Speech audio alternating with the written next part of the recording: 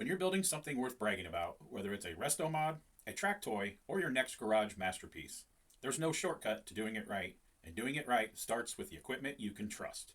That's where the Millermatic 211 Pro comes in. This machine is built for long days in the shop, delivering both MIG and flux cord welding performance you can count on. With USB enabled upgrades, auto set feature, a higher duty cycle, a 15-foot MIG gun, and dense connections, it's engineered to keep you welding all day, every day, with no drama or downtime, just results. It's compact, it's tough, and it's ready for the moment you flip the switch. So if you're serious about building stronger, cleaner, and faster, check out the Millermatic 211 Pro at millerwelds.com or hit up your nearest Miller distributor today. Welcome to another episode of the Strange Motion Wave podcast. I'm your host, Tim Strange, along with Carrie Strange. And we got Axel back here, and Mercury will probably show up eventually. So today we have a great guest, high-end paint and body guy. He was on some type of a TV show about monkeys or something. We'll talk about that. I think he has now like 12 other businesses too. I can't spell this, but he is a real entrepreneur. I kind of said you that. said it right. And if you don't know who we're talking about, Carrie, can you get that up there? Oh, I got. We dressed for him tonight. Nice. I got some royal purple socks. Carrie has two different socks. This one says, "It's not easy being a bitch." And my cat says, "You're a dumbass." Love them. So I was like, we got to put socks on for tonight's guest, Casey Mathieu. Welcome. I appreciate y'all having me. So you've been on a TV show. You do super high-end paint work. Like I said, you do a bunch of other stuff that I've talked to. You got a super rad kid, but we're going to go back like we usually do and talk about young Casey. How were you born and raised a Texas guy where you're at now?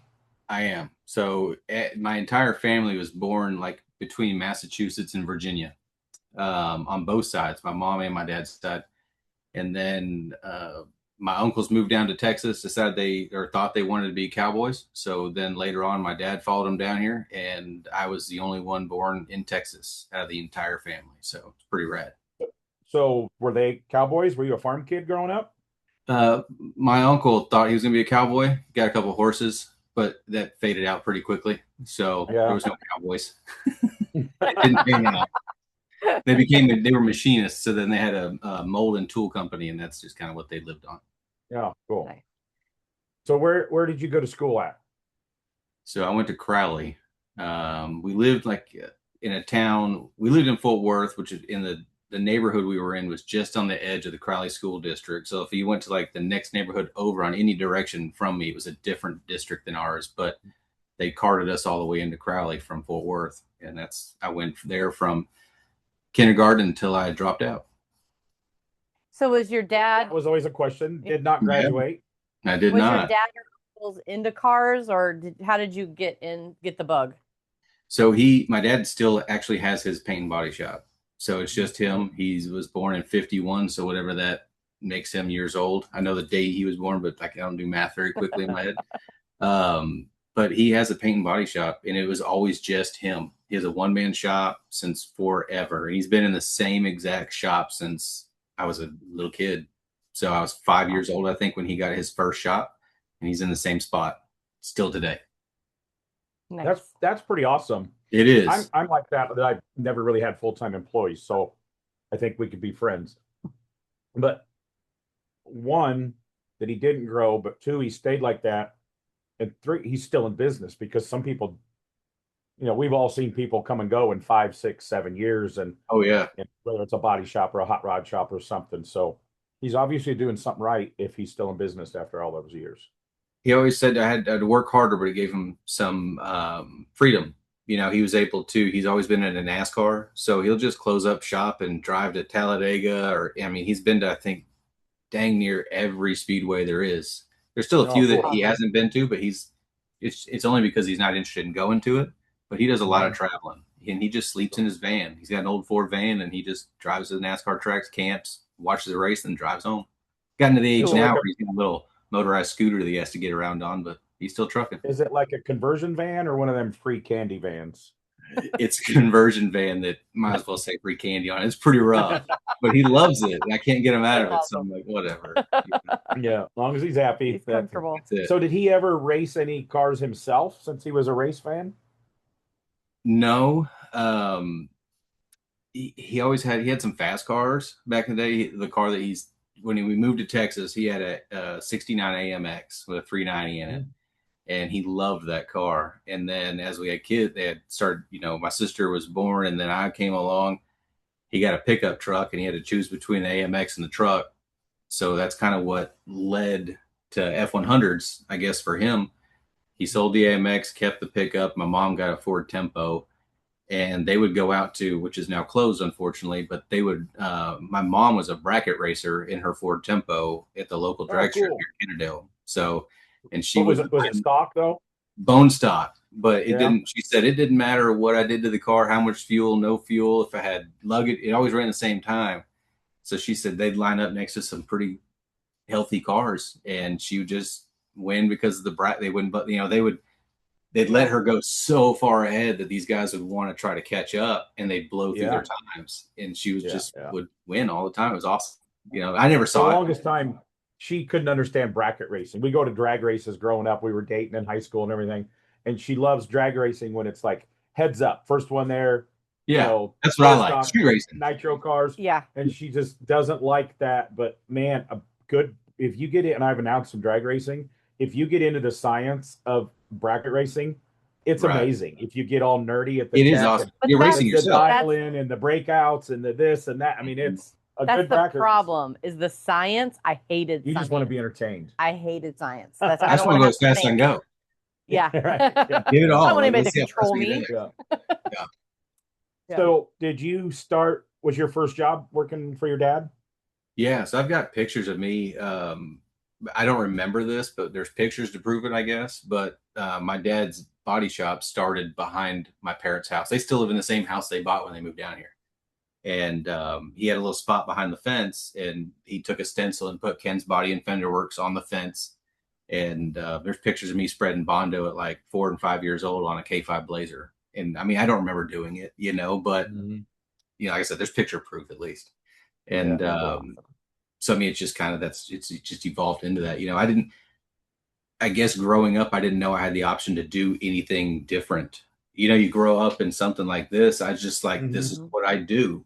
Like, I didn't know anything else. All I knew was like, you work.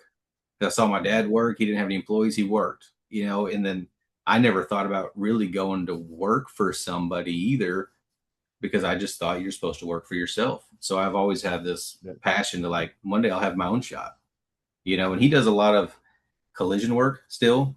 And like he's always got like some kind of restoration of some sorts kind of going, like slow going, still does. But we always butt heads because my meticulousness, I guess you could say, would cause us. He's like, just spray it or just fill it. It'll be fine, or whatever the case was. And that's kind of when we started arguing about how to meet in the middle. I kind of ventured off and I was like, fine, I'll just be a mechanic. So then I tried being a mechanic at a Ford dealership. I mean, I've had a lot of jobs, but I've always had my own thing on the side until we took off and started doing this. So go back to school, ask him your normal questions from school. He kind of told on himself already, right? Yes. Yeah. So when you were in school, what kind of student were you? Phenomenal when I was there. I guess like my principal and our counselors and everything, they're like, you do so well when you're here. Why do you leave? I said, I get bored. Like, I just can't sit through class. I got so annoyed. Like, I would get mad when somebody else couldn't understand something. Like if the teacher had to spend special time with somebody or whatever, like more attention to them, like I would find myself like wandering off. And then sometimes I would just be like, I already got this. I don't need to go to that class. So I would just skip. And then the skipping became more and more and more and more. And to the point where even our security guard, they didn't try to stop me anymore. I would just walk out. And it was like, I'm not bragging by any means. It's the dumbest thing. I really wish I would have graduated. But it wasn't for me. Like it was just one of those things, I guess. You look back, I would check myself out because I was that age. I was 18 and they were like, you know, because I was the oldest in my grade, and so I got my driver's license the day after ninth grade. So I was 16 in ninth grade or whatever, Yeah. and had a meeting with the counselor and the principal and my parents, and I kind of just got myself out of there. And I wanted to work. I wanted to make money. I wanted to do something, you know. And I said, you know, all this stuff that you learn in school, and I hate to knock school, but I don't know that I have used anything except elementary style thinking, you know, with what I've learned in school. Like I've never been asked any history questions. Now, I'm not saying that's not important, because I do believe all of that is important. Yeah. But you use the stuff you learned on, like measuring, tape measure, simple math. that's it. You measure a suspension part or something like that, and but then you kind of learn it. Like I learned, of course, I didn't have a good high school. I wouldn't say it's ranked in the top 1,000 in the state that I went. But when I went to college, I went to auto body college, local and trade school. So I did really good at trades math and geometry, because they were teaching me suspension geometry. They weren't Yeah. like, here's a book with geometry pictures in it that was boring as hell. It was something I was interested in. So it's just how you teach the people that. So if you weren't at school, he Well, probably wasn't in any You sports, said right? you said security guard. So how big Yeah. was your school? We were 4A. I don't know what that means as far as Okay. people. I don't know how many were How in many my kids? class. How many, if you would have graduated, how many kids would have been in your graduating class? Probably a few hundred, probably. Couple Couple hundred. hundred. Yeah. Okay. Yeah. See, we It went was to a decent school with school. like 30. Yeah, it was at graduating Oh, class. okay. Yeah. Yeah, we had like 30 per class. I mean, it was Yeah. big enough. Yeah. Yeah. So you weren't in any like in junior high, were you in any sports? Any I was in 4-H? band. I did There you go. baseball. What instrument did you play in I was band? in the drum line, so I did everything on anything with percussion. Okay. That's what I played. Like when we marched, I did quads, which is like where you had four So- drums. Can you read music still to this day? I don't know. I haven't looked at it since high school. I I can't. couldn't tell I you. wish I could, because I've got a guitar sitting over there. I wish I had time to try to learn guitar, but I'm in punk rock. You only need 3 chords, so it wouldn't be hard to learn. Right. But I played the trumpet, cornet, and then the drums, but I Yeah. can't make heads or tails. I quit in out of junior high, and I can't. It would take a little bit for it to come back to me, but I can't look at something as like, oh yeah, then I can't do that anymore. I I can't. played- That's like Music was always really hard for me to like in the drums, you know, to like when we were doing like xylophone, that was always really hard. But the drums, I was really good at mimicking. So where I Mhm. couldn't read the sheet, but we were in line, like I could You're learn. totally like that Drumline movie. You've seen that Drumline movie with Essentially, yes. Nick Cannon? He couldn't read music. Yeah. But I he was an I could amazing play drummer. when they played, and that was great. And I got by for a couple years doing that until I kind of like got out of band. So there was no at our high school there was a like a wood shop or like shop class way before we were there. So on the side of the building there was garage doors, and then you could look through. You know, they had like a little window you could look through, and you could see tools. There was never a class for us to use. Wow. And there was a coach. I had him in for one of my science classes, I believe it was. His name was Coach Tally, and he was big into cars. So like whenever I was in there, we would talk cars. And I said, why don't we have like a car club or where we can use the school or something like that? And this was the year that I quit, because I quit towards the end of my junior year. And we went to the school board and we got approved for the Crowley Car Club. And they wouldn't let us use the school, but they would let us use the bus barn. So we were able to take cars up there as students after hours, and we could work on cars and whatever. We did like a car bash at the homecoming and stuff like that. And it was kind of building up. I left, and then I think it just died out. Nobody ever stayed with it, unfortunately. But that's kind of cool. yeah, it was neat. I really wish it would have stuck, but Yeah. I guess I fizzled think out. more schools need that. We're lucky. We talk about that often. We have a really good auto program here. The last teacher and the current teacher are both hot rod guys. One had a 57. The other teacher's building an OBS truck, and it's just half mile away from the house, and they bus them in from all over the county, and it's a really good program. They put on a car show and yeah, and there's more people need trades because I did woods. I didn't do metal because I was already working at a body shop when I was 16. But those those trade classes would help more kids like you. And my parents just forced me to stay there and graduate.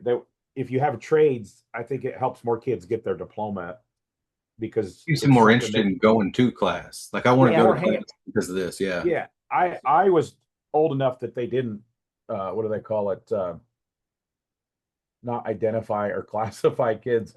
All the Pretty much. ADHD, all that stuff, that wasn't even heard of back there. But I'm sure, I mean, if anybody's seen me announce or an event or listened to how I ramble on a podcast, I got all the alphabet. I mean, I'm just, Yeah. if you ADHD, DA, whatever, yeah, you got that. That wasn't a thing. And it's like, they probably called your parents. It's like, he doesn't want to pay attention in class. Hell no, I don't want to be here. Yeah, that started in Yeah. elementary school. They put me on Ritalin when I was young, like because I just couldn't sit still. I couldn't do anything, and that was the first thing everybody did, start throwing Ritalin at you. Yep. And I honestly don't know why it kind of got. I never asked, right? So, but I don't know why I quit taking it, and I don't even know if it helped, right? I just knew I was a kid that wanted to be outside. I wanted to run. I wanted to do. I mean, I never wanted to sit still and do anything. And just about, I guess 3-4 years ago, I guess I got diagnosed. Like I was like something like I'd go through like these mood swings and like ups and downs and hyper focus and then just burn out and everything else. But I take ADHD medication now. It was a 4-hour test, dude. Like for a real like ADHD analysis through our insurance company, 4 hours. Stresses you out, man. I was like, I don't care if anything's wrong with me. Can I just leave? Type of situation. But I don't think it would take them 4 hours to diagnose me. I'd be like, they ask me 2 questions. They're like, yes, yes, quickest one ever. Next, ever. give him what he needs. Yeah. But the key word he said there was insurance. With a normal doctor, absolutely right away, but insurance was 12 other. Yeah. No, like, cross we're getting old enough that we might be starting to lose our mind. We had this conversation this weekend, actually texted our niece about it. It's like, it's like, you got a crazy uncle that it's starting to lose his mind. He's like, he says whatever, right? And it's like, oh, that's just crazy Uncle Johnny or whatever. And it's like, what would happen, because we don't have kids, if just we lost our mind at the same time, like the same weekend? And I'm sure people say that, oh, here comes Tim and Carrie. But just think if it got worse, right? And we're just out in the area just doing randomness. I mean, nobody would be surprised with us, right? No. Yeah. Well, the cool thing is y'all just be living life at that point because you wouldn't care. Just happy. Who cares? You'd be living, man. Yeah. All no care in the world, just free floating. Yeah. I mean, that sounds like a good time. Yeah. So when Tim shows up at a car show and he doesn't have his pants on again, everybody just know that he's lost his mind. It could happen. I'll just start carrying around an extra pair of pants just in case. There you go. Yeah. Perfect. So you worked for your dad, was your first job. Did he pay you? So was that your first official job? I don't remember getting paid, but had a roof over your head. Yeah, that's clothes to wear. My dad always says. Yeah. And I was a farm kid, so I had to work my butt off. I went to school, worked at a sheep farm down the road before school, body shop after school, and still helped my dad on his farm and the Christmas tree farm. And I was like, Dad, how about you pay me for all this? Like I was working 5 hours a night with all this other stuff and sleeping 3 hours a night, driving to school when I was going to college then. He's like, I'll feed you and put a roof over your head. So now my dad, he's like, oh, he wants to move to Tennessee and help me at the hot rod shop. And he goes, what's it pay? And I go, I'll feed you and put a roof over your head. He thinks it's a crappy deal now. Yeah. I was like, I'll feed you steak, Dad. I was like, we had steak all the time growing up. Feed you good. It'll be a nice roof, but he doesn't show up to help. Yeah, we got air conditioning now. You didn't then. Yeah. So what was your first real paying job? Quick car lube and tune, changing oil. Ironically, now that we own a lube center, but that was the first job that I had that actually was a paycheck, And I don't remember what I made. It had to have been pennies but that paycheck is what built what is now my green truck.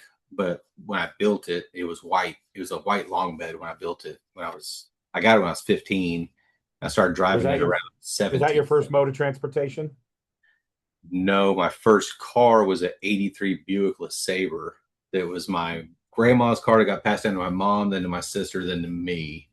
I killed it. by jumping railroad tracks. Me and my boys, it was like 6 deep, sent it over some railroad tracks, and radiator went up into the fan, and it was a bad deal. It was the end of that car, but I've had some interesting vehicles I've had a lot of cars. A lot of cars. See, we did in the Midwest, you didn't drive your hot rods. I mean, I had a Chevelle in high school. You didn't drive it in the wintertime because it snowed. So me and a couple buddies, me and my dad would go, and to the front row at the junkyard of those were running cars, and buy like a $800 car, and allegedly what was the one, the Polara? Was it a 78, 79 two-door red Polara with fender skirts and folding headlights? That thing landed like a brick when you jumped the bridge with it. Yeah, it was a heavy. I seen a green one this weekend at Des Moines, and four-door Caprices, the box Caprices. Oh yeah, I had a couple of them. Man, them things run forever. Those were good cars. Yeah. Yeah, it's like this Buick. It was the smoothest riding thing we ever had. I spent more nights sleeping at the lake in the front seat, my buddy in the back seat in that thing. But I wish we'd have taken care of it because it was actually a really nice car. But so, what was your first hot rod project? You started telling us about the Ford truck. My truck. So what is my green truck now? My '68. Everybody calls it Frankenstein because of TV. That was my first hot rod, I guess you could say. I mean, I've always been into trucks, so I've never had any hot rod cars. I've had a few Fox bodies in there, back when they were cheap and we didn't really care about them. I mean, you just thrash them and throw them away. But the truck was always my thing. Like in high school, when I got it running, it was like the second fastest hot rod in the school at that point. There was a guy that had another, and we all had long beds too, because, we didn't know that the short bed was the cool one, right? At that point. But he had a long bed truck with a 468 in it that would beat me. That kind of aggravated me a little bit. But your truck's a short bed now, though, isn't it? Then you make it a short bed? Yeah, it's short bed now. So you get out of high school early. I'm going to say that. Stay in school, kids.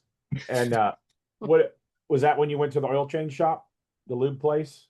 No, that was during school. So actually, whenever I quit working, or when I quit school, I was working at a tractor repair place, fixing ditch witch, like drilling equipment. So like line equipment, whatever. It was cold, and I would drive around and service these things. It'd change out all the teeth and the augers and all that. I mean, that didn't last long, but it paid really well. And then I started moving sheetrock because a white guy that can speak English in a sheetrock yard was apparently rare, and I could drive a forklift. So like they were like, "Yeah, come on, man!" I had a F450 dually, and then I hired my brother-in-law, who was like 14 or 15 at the time, and that dude was making like $700-800 a week, helped me move sheetrock in the summer. So I mean, we did that for a little while until it got to the point where it was just. I don't know. Somebody told me it was a company called Western Quality back in the day. And somebody told me he started getting into drugs, and the business kind of started getting weird. So I left. I mean, I've delivered batteries for Interstate Batteries, fixed cars at the Ford House. I worked at Coca-Cola right before the television show. I told my wife, I said, we got kids. I need to get someone with insurance. And another buddy of mine got me a job at Coca-Cola, and I had a company van, and I drove around fixing soda machines, like the fountain machines. That was my job. I mean, and it was great. We got a BMX family. They own a whole company through the whole Chicago suburbs, and they do very well with that business. Yeah, it's cool. I mean, it's so easy. It's very elementary. I mean, it doesn't take much to fix. I got a Coke machine at the shop. Not like that. I mean, I got a vending machine full of Red Bulls and Monsters and stuff. But I mean, it didn't stick around. It was a good job, but then I got the call for TV, so it was kind of weird. So how old were you, and what year was that? How old are you now? I know you're younger than 43. Us. Okay. So how did that happen, getting the call? Because you weren't running your own body shop. So how did that call? Oh, okay. You had a body shop at that time. Always been an entrepreneur. Okay. Yeah. That's a big word for both of us. So I had my shop. So I had my paint and body shop, Casey's Paint Shop, has failed 3 times, but like only because I had a hard time charging for my worth, I guess you could say. So I would overwork myself and underpay myself and make sure my guys got paid. And even one of the guys that works for me now has been working for me almost 20 years, Keenan. And we were talking about this a while back. He said, "Man, I remember whenever I gave you back my check." so you could pay rent for another week, for another month or whatever, so that we could keep going. So and I was like, man, it's just how far we've come, you know. And And what were you doing? That were you doing collision, or were you doing restos, or a little bit of both? very little collision. We were trying to do restorations. And hot rod stuff. Yep.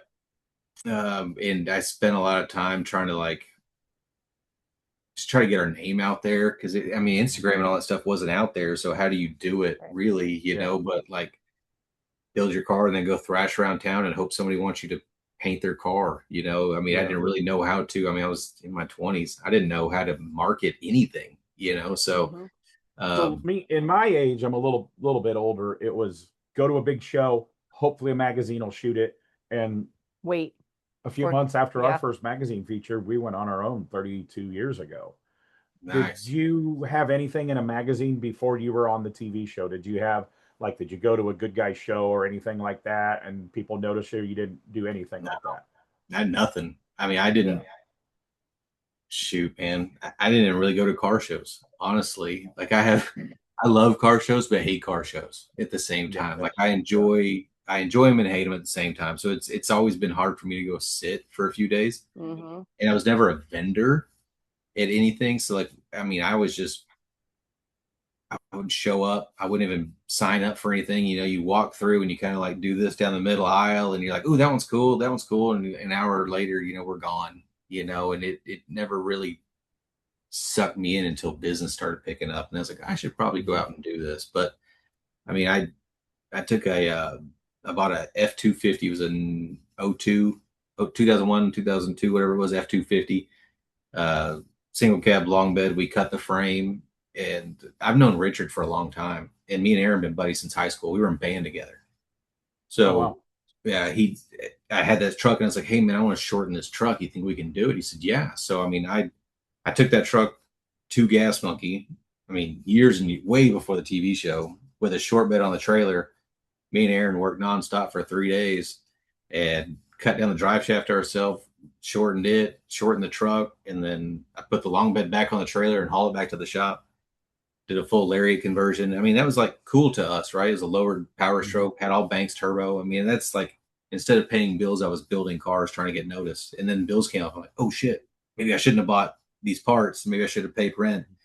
So I was terrible, absolutely terrible at business. And I'm still not great. I mean, my wife is what keeps us together. So I don't even know how much money we have in the account. She just tells me when to stop spending, more or less. But I kind of got to the point where I'm undiagnosed. We have a supervisor. I call her my handler that keeps track of everything. I got my Facebook hacked like over a year ago. And I say she doesn't really try too hard to help me get it back because it keeps me off Marketplace. Oh, Marketplace is the devil. I mean, that's the only reason why I have Facebook is for Marketplace. Yeah. I talked to my cousin that never had a cell phone. One of the head fabricators used to be RJ Race Cars, now Quartermax, builds Pro Mods, Pro Stocks, and everything in Galesburg, Illinois. He finally got a smartphone and Facebook just for Marketplace. And he says, I should not have done that. I should not. It's a drug. Yeah. It's a drug. Yeah. So you mentioned Aaron. Those trucks. That's one guy. I have never met Aaron Kaufman. Have you not really? I mean, I've seen him, you know, when he's doing a signing at SEMA, but I have never met that guy. I was always a fan. I didn't watch the TV show a whole lot. We'll get into that. But when I watched it, I could tell that he was a real hot rod guy. I met Richard the first time before he had a TV show. He was in the basement at Detroit where they put like the rat rods and stuff when he had that rat rod Model A. And I remember he had a big ass toter home. I never heard of this guy. My buddy bought a t-shirt because he liked the monkey logo, the one he still had. It was like, that is kind of a cool logo. And he's like, I'm going to buy a t-shirt.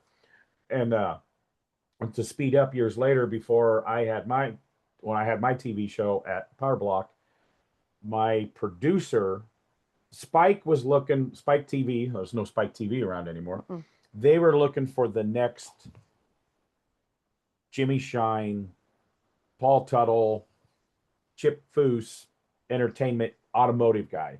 So they sent my producer down to Texas and they spent like a month and filmed a whole pilot of him in that, which that's one thing I thought he was cool. He did the cannonball race in that Model A, right? I thought that was kind of cool. Everybody else is in like Ferraris and stuff. But like my producer says, they filmed him doing just stupid stuff. You know, that's what they want on reality Oh, yeah. TV. That's And his like TV. he went underneath a toll thing without calling ahead and say we were going to film this. Like it would go underneath the toll gate.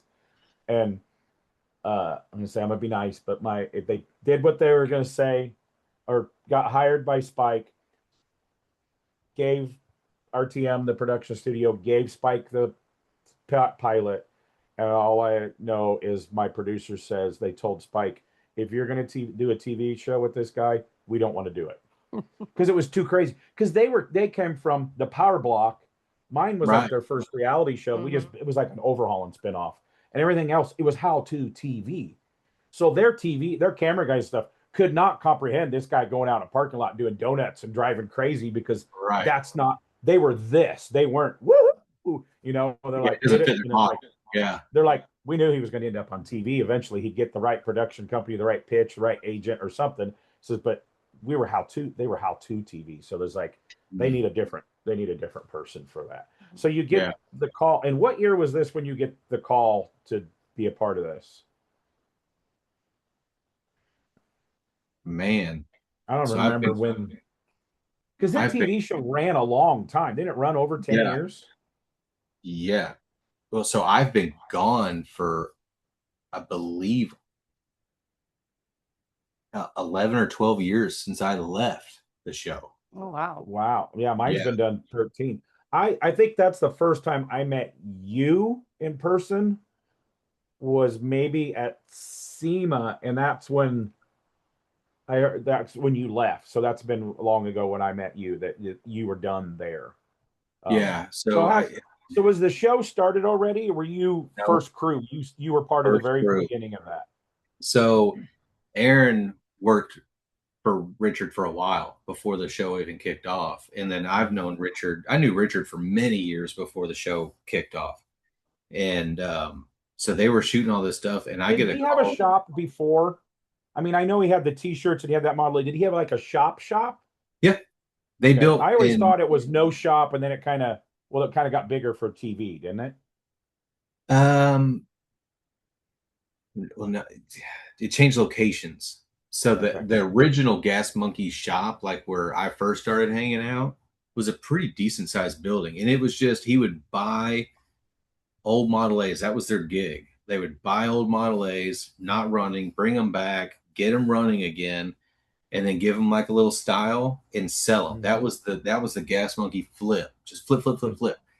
And then he did his Caprice that they did like a big motor in, and they built all this stuff for like these different rallies that they would go to. And they had their toter where they'd go out and just, I mean, perception was like this shop was enormous, right? It was just Aaron and Richard. That was it. And Aaron and Richard would drive this toter around and fling shirts. A lot of people say, fake it till you make it. And he did, right? So it's like, then the shop that we actually started shooting in, so Phipps helped a lot with the cars because he's an old school mechanic. Like he grew up in cars and he was an old timer. So like he would help get these cars running with Aaron. He taught Aaron a lot. Well, then when the show came, we just took the shop. It made sense for TV to have the shop behind Phipps. So in the very early, like that green shop that we were in, that was the only shop we had. And then Phipps' shop was in the front. Well, whenever my shop failed for the 17th time or whatever, I sold that Super Duty. I had a 49 Cadillac sedanette. It went to like Germany or something. I don't remember. And I had another Silverado pickup. I sold all three of those, bought a new house, and built a shop. And they're like, hey, we want you to be on the show with us. So in the very beginning, when we took all those cars to paint, that was my house. And that was the booth that we built out of plywood and all these light. I mean, it was built the best I could with, no money essentially. So I was trading. So when you started that, did you think the TV would last that long, or were you just like, oh, I'll do this for a little bit, get a little more money, and it'd be good exposure? Because I knew when I did it, I was never looking to be on TV, but it moved us to Nashville. We wanted to get out of the snow belt in upper Midwest. And I knew it wouldn't last long. It lasted 2 years. but it helped us get down here. And now because of that, I do all these announcements. I'm still building cars, but it does open a lot of doors. I didn't know that at the time. It also closes a lot of doors. That's what they don't warn you going into TV. Hey, this is a lot of good things going to come to your life and people's going to know you and exposure. But then there's also, hey, the bad side is a lot of people are going to know who you are. They're going to find out where you live. They might harass you at a grocery store. I've been spit on. I've had people want to fight me because I've been on TV because we built cars in 4 weeks. There's no damn way you could build a car. And I was doing an appearance in Pennsylvania. A guy spit on me. You can't fight him because you're a hired car celebrity. Wow, I never ran into any of that, thankfully. Yeah, ooh, I mean, my junk. I've had a lot. It's way more good, but like we had a stalker a couple. We had to call cops on people at the shop. Holy My cow. shop still to this day looks abandoned, has no sign on the building. We're friends with the guy, the Vice Grip garage guy. Yeah. He just bought a building 2-3 blocks from us. He lived 12 miles out in the country and he had to sell and move his house because he's way more popular than, like, even his YouTube videos get 3 million views. He's like, yeah, he's more popular than we are for sure. Oh, he's crazy, but super rad family.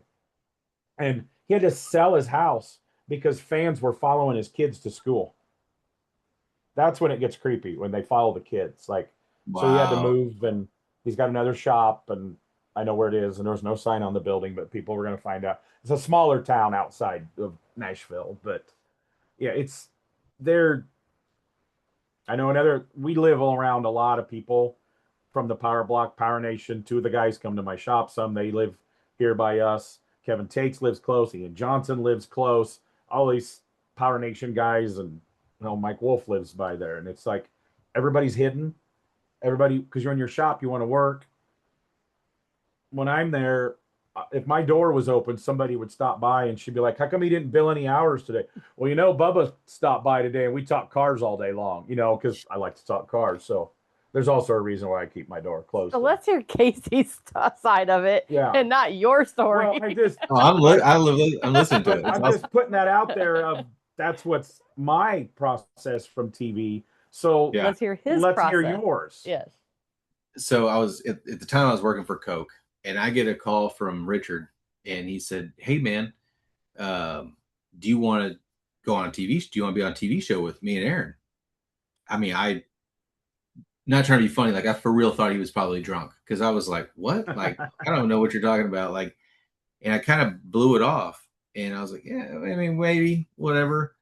So Aaron calls me and says, "Hey, what do you think?" And I'm like, "I don't know what to think. Is this for real?" He said, "Yeah, man. Like, are you in or out?" And I'm like, how do I know if I'm in? Like, what's it pay? And when's the start date? What's the guarantee? Anything like that? Because in my mindset now, I'm at Coke. I'm trying to get insurance, and like I'm trying to build like something so I could give my family some stability instead of like this roller coaster of trying to build hot rods and not making any money.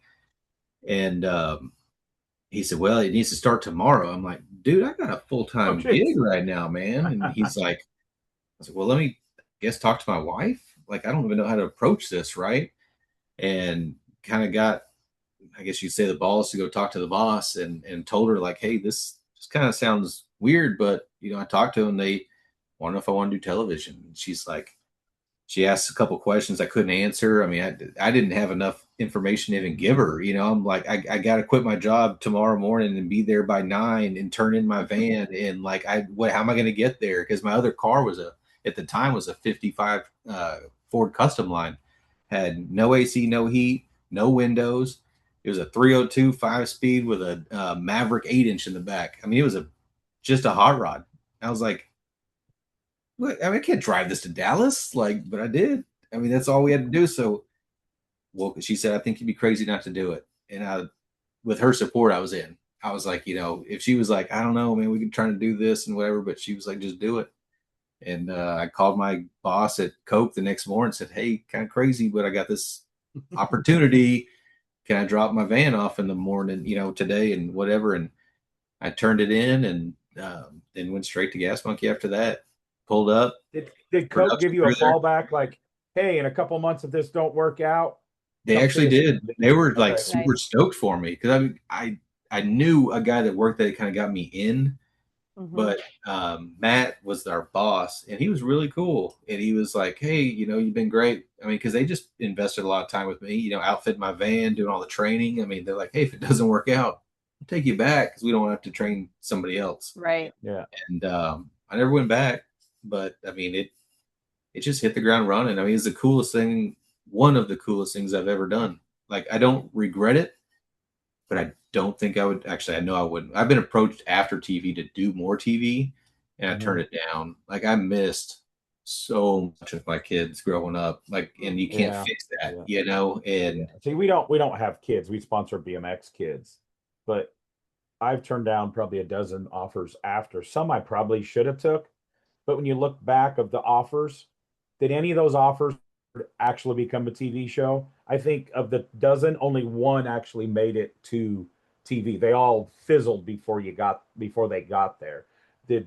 Was there a show that you passed on after the fact that now it's, I mean, we don't really have many car shows anymore. There wasn't one that was like turned out pretty good. It's like, oh man, No, I never saw any that came like full, because it was all going to be a spin-off. Every opportunity I had, and they were from Pilgrim and Discovery. Like, they would call, "Hey, what do you think about doing this?" That was the problem when a lot of the TV shows started hitting, is everybody wanted to do their own version of the same thing. Yeah. Nobody wanted to step out. Yeah, they didn't want to step out and do something different. And that's what kind of turned us off. Pitched a couple of everything's a tweak. Like I say, there's no new music since the Beatles. Everybody just uses a different rhythm or a different beat, but I'm a music fan, but I mean, they're not inventing new instruments. That's just how they play them. Yeah. And hot rods are the same way. Automotive TV. I always loved the biker build-off shows. I always wanted to do a car version of that with less drama. I hated the drama stuff, and that's why I wouldn't do it. And like our last couple years ago, one of the streaming platforms called, and they wanted us to do a show. Well, she's busy, unless they're going to pay her enough to quit her marketing and event job that she does. And they're like, "Well, how many people are in your shop?" And I'm like, "It's just me." "Okay, so can you hire a couple of people?" And I was like, "Yeah, I know a couple people, depending on the budget." And they're like, "Okay, so we'll hire a really good looking guy and a kind of like the one Netflix show that Constance and that one guy, or maybe I'm mixing the shows. Well, he never had sleeves on. Good looking, muscular dude, not a car guy. He was like a male model hired for the show. And they're like, "Okay, we'll hire a couple good looking people, because I'm not." And I just stopped. I know. I'd be like, "So what are you saying here, man?" Like, and this was a production company for Netflix, and I just told him, I go, "You got the wrong person. That's not. I don't want to be a part of that. If you got the budget, I can find. I have some good looking car friends. I mean, I do. Did my name come up? Did my name come up? I don't know. It did it? It did. But I mean, I'd still do a show if it was right, but I don't want to do a drama show. I want to do something that promotes in a positive light of the shows, of the industry that we support. We've put a lot into the industry. Yeah, people want drama. So when you first started there, like, okay, you get mad at me when I tell my story, but I was in the warehouse at the Power Block Studios. All the other 4 shows had their own box with their power. We had 5 Miller welders trying to build a car in 4 weeks. We had 1 welder outlet because it was a warehouse. And it's different when you go, but luckily that was a shop. If you try to do a car show in a warehouse that is nothing, you have to build that. But if you had a shop, so was it well equipped and you could do that to build a car quick from the start there? No, not at all. So all the tools that we used in the beginning were everything that Aaron had. It was Aaron's tools. It wasn't like Richard didn't own tools, right? He might have a couple hammers or like a basic toolbox, but I mean, all the tools we built the cars with were Aaron's, and we brought our own tools in. Like Scott brought his own toolbox up there, and I had my own toolbox up there. And then, so, I mean, they had to bring in more power. Like when we were starting to do the work, like we didn't have enough plugs, so they had to add it. And then the heaters weren't enough to keep up, so they had to add heaters. Like it was always this constant evolution of a shop. It's like, we can't do this. We don't have the tools. We can't do anymore. And then the camera guys, they need clean power. So when their compressor kicks on, their lights don't surge. And yeah, it's a lot. It was a lot. The whole thing was a lot. And I mean, they filmed us every single day for every hour we were there, just about. until about 11 o'clock at night. Then they go home. We probably get 2, 3, 4 hours a day without them. Mm-hmm. But I think that's what kind of made the show so successful. If it was a single episode car, we had 2 weeks to build it. So if it was just one episode for a car, you had an A story car, and then the B stories were kind of pushed off on like if we weren't doing something, we do this fake bit or whatever on this junker car, or Phipps would do a B story car, or a B story car might be Richard running around picking something up. But it was me, Scott, and Aaron for a long time building a car in 2 weeks. And it was no excuses. Like when we signed up, the only guarantee we had was the first six episodes, which, I mean, 2 weeks apiece, that's not much, right? That was our guarantee. And my green truck, which is now green, I had been building it and buying parts and doing all this stuff forever. Well, the sixth episode, we wanted to go out with a bang. So Richard's like, hey, do you want to build your truck? You know, we get a car budget, so we'll use your truck since you already got a motor trans, the Crown Vic front, and all this stuff for the truck. And like, I had a bunch we didn't have to hunt down. Mm-hmm. And he said, we'll build your truck. You know, so wait for you to get your truck done, and we'll have a really cool final episode. And I was like, sure.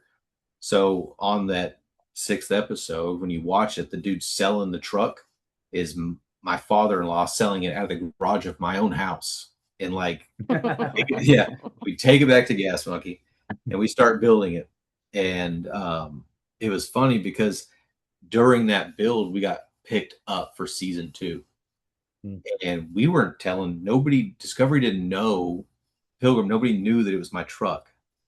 So that's where that misconception, everybody's like, oh, did you buy it back or whatever? Because we didn't know what to tell anybody. Like, hey, Discovery, thanks for building our own stuff. See you later.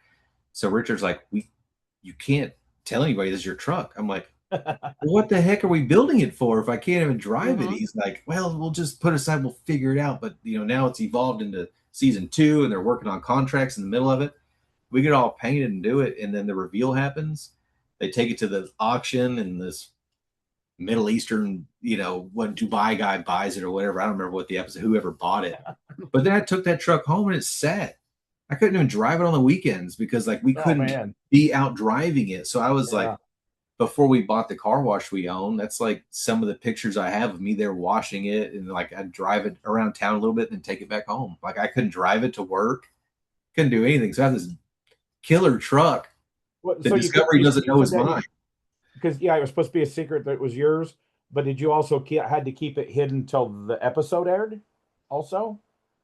Well, no, that it never was really brought up like that. It's like, I think Richard was, and I think we all were like, what if they found out we built our own stuff?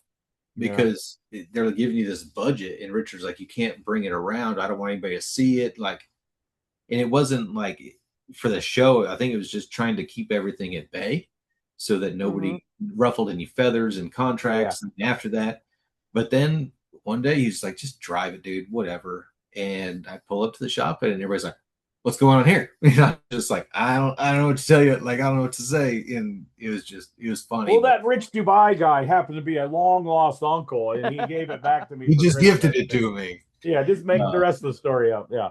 Okay, so when you got the call to go to the show, where were you? You said you had to drive to Dallas. So where were you living at? South Fort Worth. I mean, we just 7 years ago sold that house and have the house we have now. But I mean, I'm the same town I've lived in since we moved out, me and my wife. Okay, so in the Dallas area. It wasn't like you were in Austin and had to come up. Well, Fort Worth, DFW, so it's big, it's huge. So Gas Monkey was North Dallas off 35 and Royal, and I'm South Fort Worth and Burleson. So I think it's like 50 miles to work. So I mean, and is that where you lived there the whole time you're on the show? Yep. And I'd come home at 2:00 in the morning, take a shower, get a nap. For a lot of nights in the very beginning, we would just stay at the shop. Yeah. I mean, how old were your kids at this time? Young. My boy was probably 6 or 7, My daughter was 3 or 4, somewhere like because they're 3 years apart, so there was somewhere right in that age. Yeah, so you weren't there much. I missed the vital parts of their life, definitely. That was hard. That was real To hard. this day, do they question if you're their real dad or not? I think they're a little too much like me to say that they're not. My daughter. And that's a bad part of TV. Yeah, and we don't have kids, but I mean, first 6 months was just close to town, but then we moved 35 miles away when we finally got our house that we're recording this in. And she was always around the shop, and they had you couldn't come in there. Like, she couldn't come in. She went through some crazy depression. That's when I realized that maybe she has a little soft spot for me, and she's a little bit of feelings in there, but you can't tell that by looking at her the way she looks at me. And like, she went through some depression, so she found other stuff to do, coaching cheerleading and stuff. And finally, I just brought her in and almost got fired over it because she wanted to be there for the unveilings behind the camera. And but yeah, we were studio 18-hour days, and we had 4 weeks, and my show was like 12, 15 fresh guys every week. And you guys, like, talk about the first, you knew what to do. You're running a paint shop, you did all this other stuff, but the weird feeling the first time you're working with cameras on you. It was strange. It got to the point where it almost, like, when I left, it felt real weird not to have somebody watching you work, right? But in the beginning, it was weird. Put your mic on, and we wore mic packs all day. I mean, they filmed all day. It wasn't like set up for this shot. I mean, we'd be walking, just following you all day, man. It was interesting.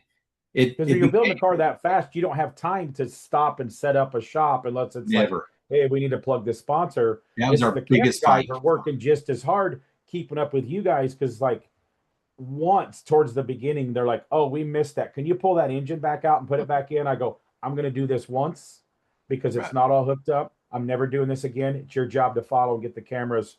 If you got to put 5 cameras, we're going to put the motor up, put that up, because it's your deadline. It's not the builder's deadline for the 2 or 4 weeks. It's the TV people, because you can't spend a year building a car for TV. You just can't.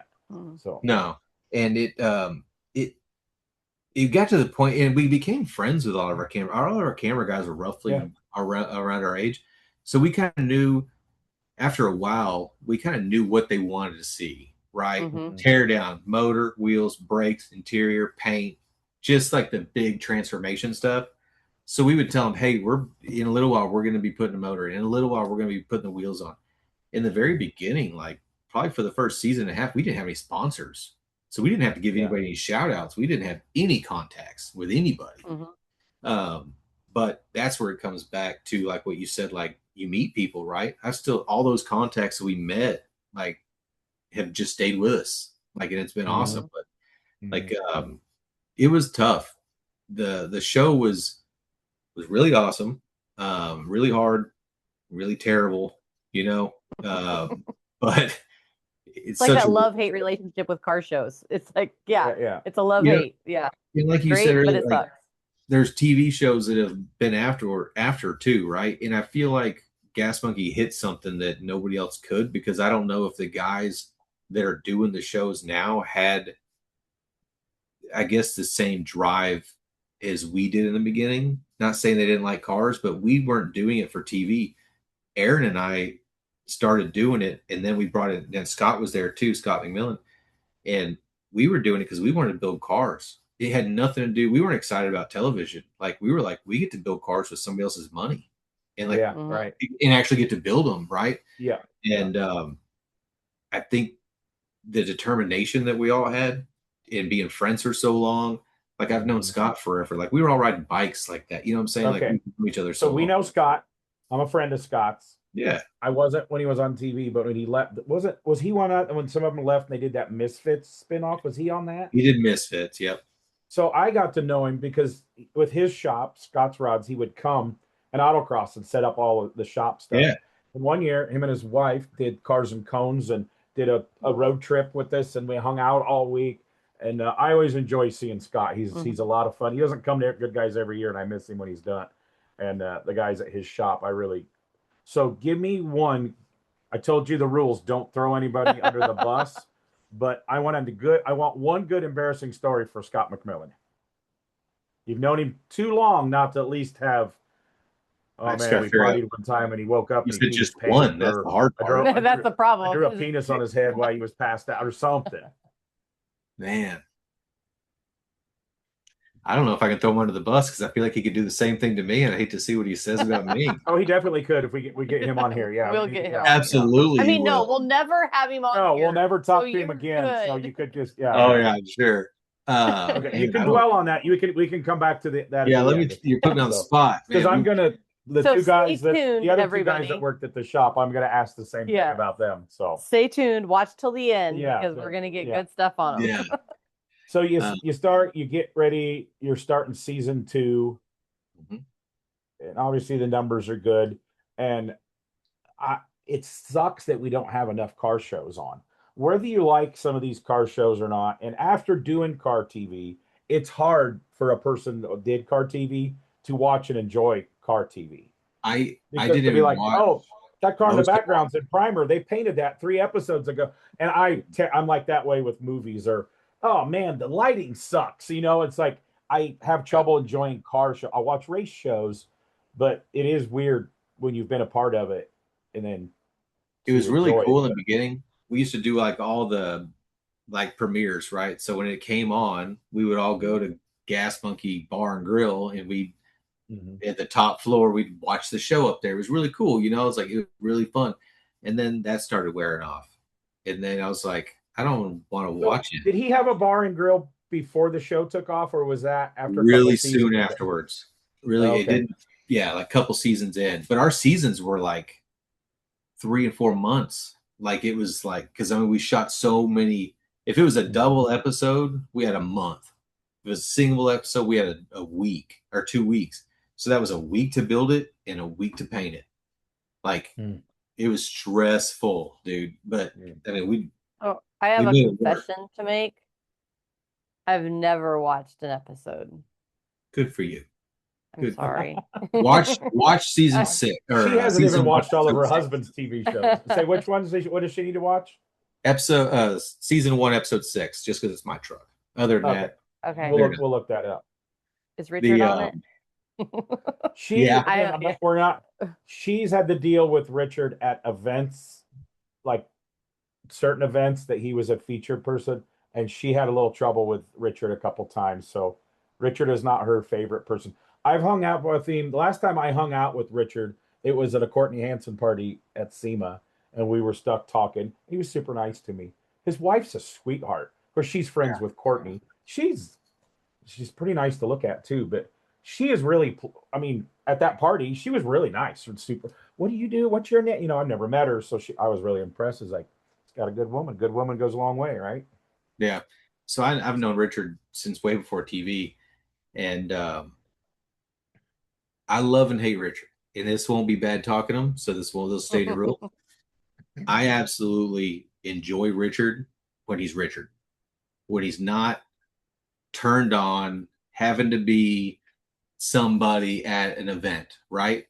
When he's got to turn that switch, I don't enjoy him. But like I have another friend. He's only been on a couple little things. Some of my friends, how do you get along with him? Well, I know him with the switch off. Yeah, I know him as Richard Rollins. I don't know him as Mr. Woo. Like that's not the guy I know. That just came from TV, right? So like me and Richard show would not have lasted over 10 years if he would not have been the guy. Because that's the people. You didn't watch it, but that's what people like.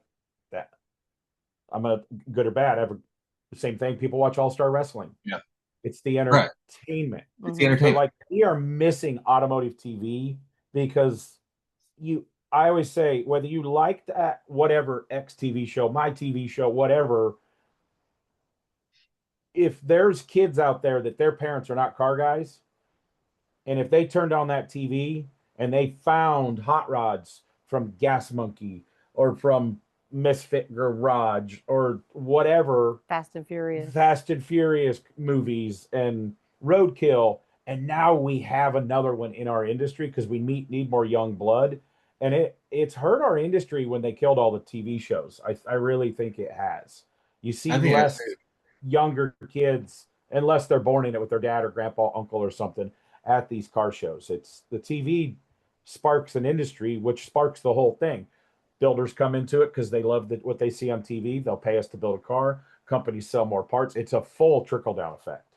Agreed. Yeah, it's funny you say that because like, we are missing that, and I see that in the applicants that we have people try to apply for the shop, and it's just like we don't. In what I don't like is that we have fabricators, we have guys that can do paint and body work, we have guys that can do specific things, but I consider myself a car builder. Like I can plumb it, wire it, build exhaust, do the paint and body, do the metal fabrication. That is hard to find. Finding a guy that is a hot rod builder is almost impossible. Well, I can build stuff in CAD and I can design you this. Can you put it in the car? Can you think 10 steps ahead of time? Like, okay, you built this part to fit here, but what about the other 7 parts that need to go in the same spot? Like, how do you build this car? Like they can do it in CAD and make all these cool drawings. It's like, this can't be done. Like, I don't know what you're trying to do here. And I see these cars at SEMA and it shows, and I look at them like, you can't even drive this. Like, these things are so futuristic looking, and like, I like hot rods. Like, I want a car that we build and like the customer could actually fix their own car if they needed to. I don't want them to have to ship it back from Chicago or whatever back to me just so that I can take the panels off underneath the hood and get to a header bolt, or hey, I've got a hose leaking and I've got so many hidden panels I can't tell where anything's coming from. Like, when did hot rods not become hot rods? That's my I'm okay with trailer queens and pieces of art because, of course, I was one of our last podcasts, Mikey Brown. He's building these cars that are trying to win the Hot Wheels thing. He's a modern day Ed Roth. I still someday want to build a crazy, stupid bubble top art piece that, like a Zinger car, that may not have a stitch of wiring in it. And you're just taking it around to indoor shows. But will I get to it? Probably not. But I agree that that attitude. They're meant to be. Well, I'm getting old too. They're meant to be driven and have fun with them. Like the favorite event that she runs is Hot Rod Power Tour. People out having fun in their cars and driving from state to state. So and that's like what's going on with our new cars that are being built now. Like, you can't even change your own oil in a new car anymore. These cars don't come with a dipstick. Yeah, it's like, that's ridiculous. And that's we have a loop set. I'm aware. It's crazy. Exactly. It's like insane that you can't even check anything on your new car. And it's not even the cars that they're selling aren't allowing people to be car nerds. Yeah, back in the early days, the owner's manual would seriously tell you how to adjust the brakes and adjust the valves on the motor. Yeah. Now the owner's manual reminds you not to drink the battery acid. Right. Yeah. We've got tools. Some cars you can't even drain the oil out of. We have tools that pull it out through the dipstick, which is the craziest thing. To drain the oil, you have to go through the dipstick with a vacuum and pull it all. What cars are those? So I don't buy them. We're not buying a new car anyway, so don't worry about it. Most of them are German cars. Oh, okay. Yeah. It's crazy. Difficult. So when did you, like, season 2, when did you see a change in stuff, like sponsors start coming to the show?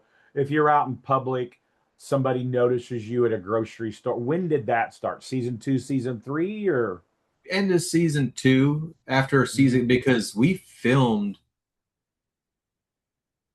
were filming season 2 before season 1 even came out. Like, it never hit the air before they're like, yep, maybe I don't know, maybe it's focus groups or whatever, like, this is going great. Season 2. So nobody had even seen season 1, episode 1 before we were filming season 2.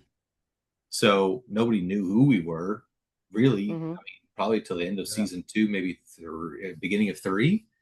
But then it just kicked off. Like, it was crazy how fast it just started going. And the fans were not the normal people you'd think would be fans. It'd be like soccer mom and dads pulling up, and do you have a hot rod? No, we just love the show. Like, so you're not into cars? Nope, we just like watching the show. I'm like, it was kind of weird how it hit. Like, it wasn't. It was like an everybody show almost, even though it was about cars and all the dumb stuff we did. It didn't it wasn't. I don't feel like it was strictly based or like focused towards the car community. That's not who grabbed it. I just feel like everybody watched it, which is which was good really because neat that's getting because it out was of so our big. circle. Yeah. Yeah. Um, and that's probably about the time when people would come up to me we'd be at dinner or whatever. They come, hey man, can I get your autograph? And yeah, we'd talk and whatever. But then it got to the point where it was getting aggravating. And I was never mean to anybody, but I was like, you absolutely can. As soon as I'm finished with my family, I'll sign whatever you want. But as I'm sitting at this table, when I get up to leave, if you want to wait for me, I will. But I want to finish my dinner. I don't get much Yeah. time. I did an appearance once at a car. They had car person and then a real celebrity. I was with Lou Ferrigno at a 3-day show. The Hulk, Yeah. Mr. Olympia, Lou Ferrigno, and the fans. We had a private restaurant. I was just to tag along. I was the car guy. It's when I was on TV. I got paid to go to Maryland, and they closed down this restaurant for us, or opened it early for us. It was a night restaurant. We had lunch there, and then the waitress comes out. Yes, let me have my dinner. These people are here, and we're there with like the promoters for the show, and then the chef comes out. By the time we get done eating, nobody knows me there, right? It's Lou Ferrigno. I mean, he was on King of Queens as the neighbor. He's fitness. He's the Hulk. He was Mr. Olympia. So you've got like 4 or 5 cartoons, like 5 types of fan groups that love this dude. Yeah. And I'm gonna say of all the he was the coolest guy ever. He was like down to earth. Like again, hang out with him when the switch is off, have breakfast with him. Super rad guy. And we go out of the restaurant. I bet there's 50 people out there. And it was totally like you see paparazzi swarming him. He freaked out because he's a little claustrophobic and kind of snapped and screamed at people and got in the SUV and apologized. And I'm like, dude, you don't need to apologize. I go, and I've been around enough stuff. I go, the people here that took us to dinner need to apologize to you because they let that happen. You're Lou Ferrigno. It's like, the dude was on the phone with Sylvester Stallone one time during the weekend. That's the type of guy this guy is. Yeah. And Giving dude his privacy. Yeah, it's really weird of how people are. They don't understand that line. Yeah. One of my weirdest things was I'm standing at a urinal with a divider at an airport. And a guy comes up and is peeing beside me. As I'm peeing, he reaches over the divider. Oh man, I've always wanted to meet you. Tried to shake my hand. Why I'm peeing. I was like, dude, let me finish what I'm doing here and then wash my hands and then I'll talk to you. You didn't say, sorry, bud, it takes 2 hands to control this thing. Yeah, that's what I should have done. Yeah, I was like, I can need some help over here. Ian Johnson said he had a guy follow him through the airport, wouldn't leave him alone. So Ian went into the stall like the shitter, like this guy will leave me alone in here. And he goes, and I sat down because the guy wasn't leaving. And he says, so I'm kind of in there like pretending I'm taking a crap. And he goes, I could see his feet. He was just pacing, waiting for me to come out. So what's your weirdest fan encounter? A bathroom incident at Back to the 50s.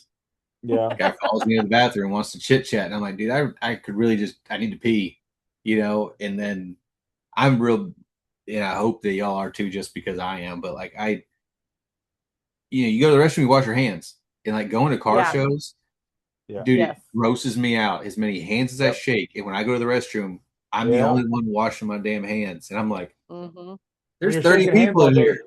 Like doing oil work, you wash your hands before and after you pee. Yeah. It grosses me out. So I got like, so at least he didn't say sanitizer. What was the weirdest fan experience. It wasn't like the autocross announcer at a good guy show. That's what I was expecting him to say. This one time, this guy looks a lot like you. Because I did have that kind of encounter with him that I think his son is awesome. He's autocrossed with us. And the first time I figured out who he was, he's autocrossing his Ford truck. And I'm harassing this kid. And he says he came to you and says, why is the announcer being like that? He's like, well, it's Tim. Just get used to it or something like that. Now I see him. I really like, he's like, he only autocrossed a couple years and now he's too busy, but we'll talk about that a little bit. But so yeah, there's always some weird interaction from being on there. So yeah, it's weird because I've never been that way with anybody. Like I've never had like a fan moment. There's guys I've looked up to, but I've never been why? I've never felt like I need to like make it uncomfortable to get my point across. And I feel like how do you lose your mind like that? to an extent. Yeah. You know, like I'm good at bringing the awkwardness anyway. That's just my personality. what I But do. I was never a sports fan. I mean, BMX guys were who I looked up to, car builders. But now there's these car builders that I look up to as a kid. I have their cell phones now if they're still around. And same Yeah. thing, the BMX people, I get to know these people because I host the BMX Hall of Fame. So all these people that I looked up to, I never really put anybody on a pedestal like, oh my God, look at this They all person. put their pants on the same way we do. Yeah. Charlie Some Hutton of- was the one sometimes we that I don't. watched. What, American Hot Rod, you know, all that stuff. Like, I was a painter. Yeah, yeah. Charlie Hutton was the guy I wanted to meet. And then, Yeah, and he's the I'd say that's the coolest thing that came out of TV. And he will not do my podcast. He's like, I'm Really? not a podcast. I'm going to keep working on him though. Every time I see him, so I would love to get Charlie on there. Yeah. He's great. I mean, I got to meet him, and he was so nice, super nice. You know, Chip Foose. I met Chip Foose. We're both with BASF. So me and my wife have had many conversations with Chip, just sitting in a room in an event, just like me and him, just sitting there. I mean, just chit chatting. You know, normal, like you said, they're normal people. Yeah. You know, and it's even it's some of the people that kind of had a bad rep. Boyd Connington was always nice to me. Little John Bachura was nice to me. Fat Jack Robinson was nice to me. They've kind of been called assholes. Well, then I realize some of my friends have been called assholes, and maybe just us assholes stick together. We've learned. I don't really know. But they're going to give you what you give them. So if you know, if somebody fanboys out on somebody, or you know, is like I've seen Boyd and interrupts them at somebody and scream at somebody. It was the Street Rod Nationals, and there were some guys where we used to live. They didn't like him because he was on TV. You know, you get haters just because you've done well. Oh yeah. And it's never, a hater is never somebody that's doing better than you in life. Have you ever noticed that? Yeah, for sure. And they took his signature, Boyd Connington, and they had hats and everything. It said Floyd Cotterpin. And they were standing in line, and they had like a T-shirt. Boyd, will you sign my shirt? And he flips it open, and he sees it, and you blankety blankety, throws the shirt. Get him out of here! And it's like, it made the guy's day that he got Boyd to scream at him. Though it was like he was kind of an asshole. But yeah, they made Floyd Cotterpin stuff to. Yeah. It's like, yeah, how's your wheel company that employs 300 people doing? Yeah, it's never somebody doing better. Yeah. Right, for sure. Yeah. So when you're on TV, you get, like you talked, they brought you into back to the 50s. What was the coolest event you got to do because of being on TV?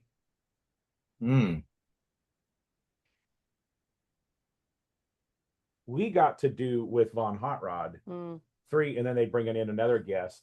We got to do 4 or 5 cruises, like on a boat, like a Caribbean cruise. We went to all these islands, and they get 100 car people on, and we raised money for America's Vet Dogs. So it was like a charity. But we had to work. We had to get up every day at 7:30. But we got to go to all these islands with these car peoples for 5 years in a row. That was like the coolest thing we got to do because of it.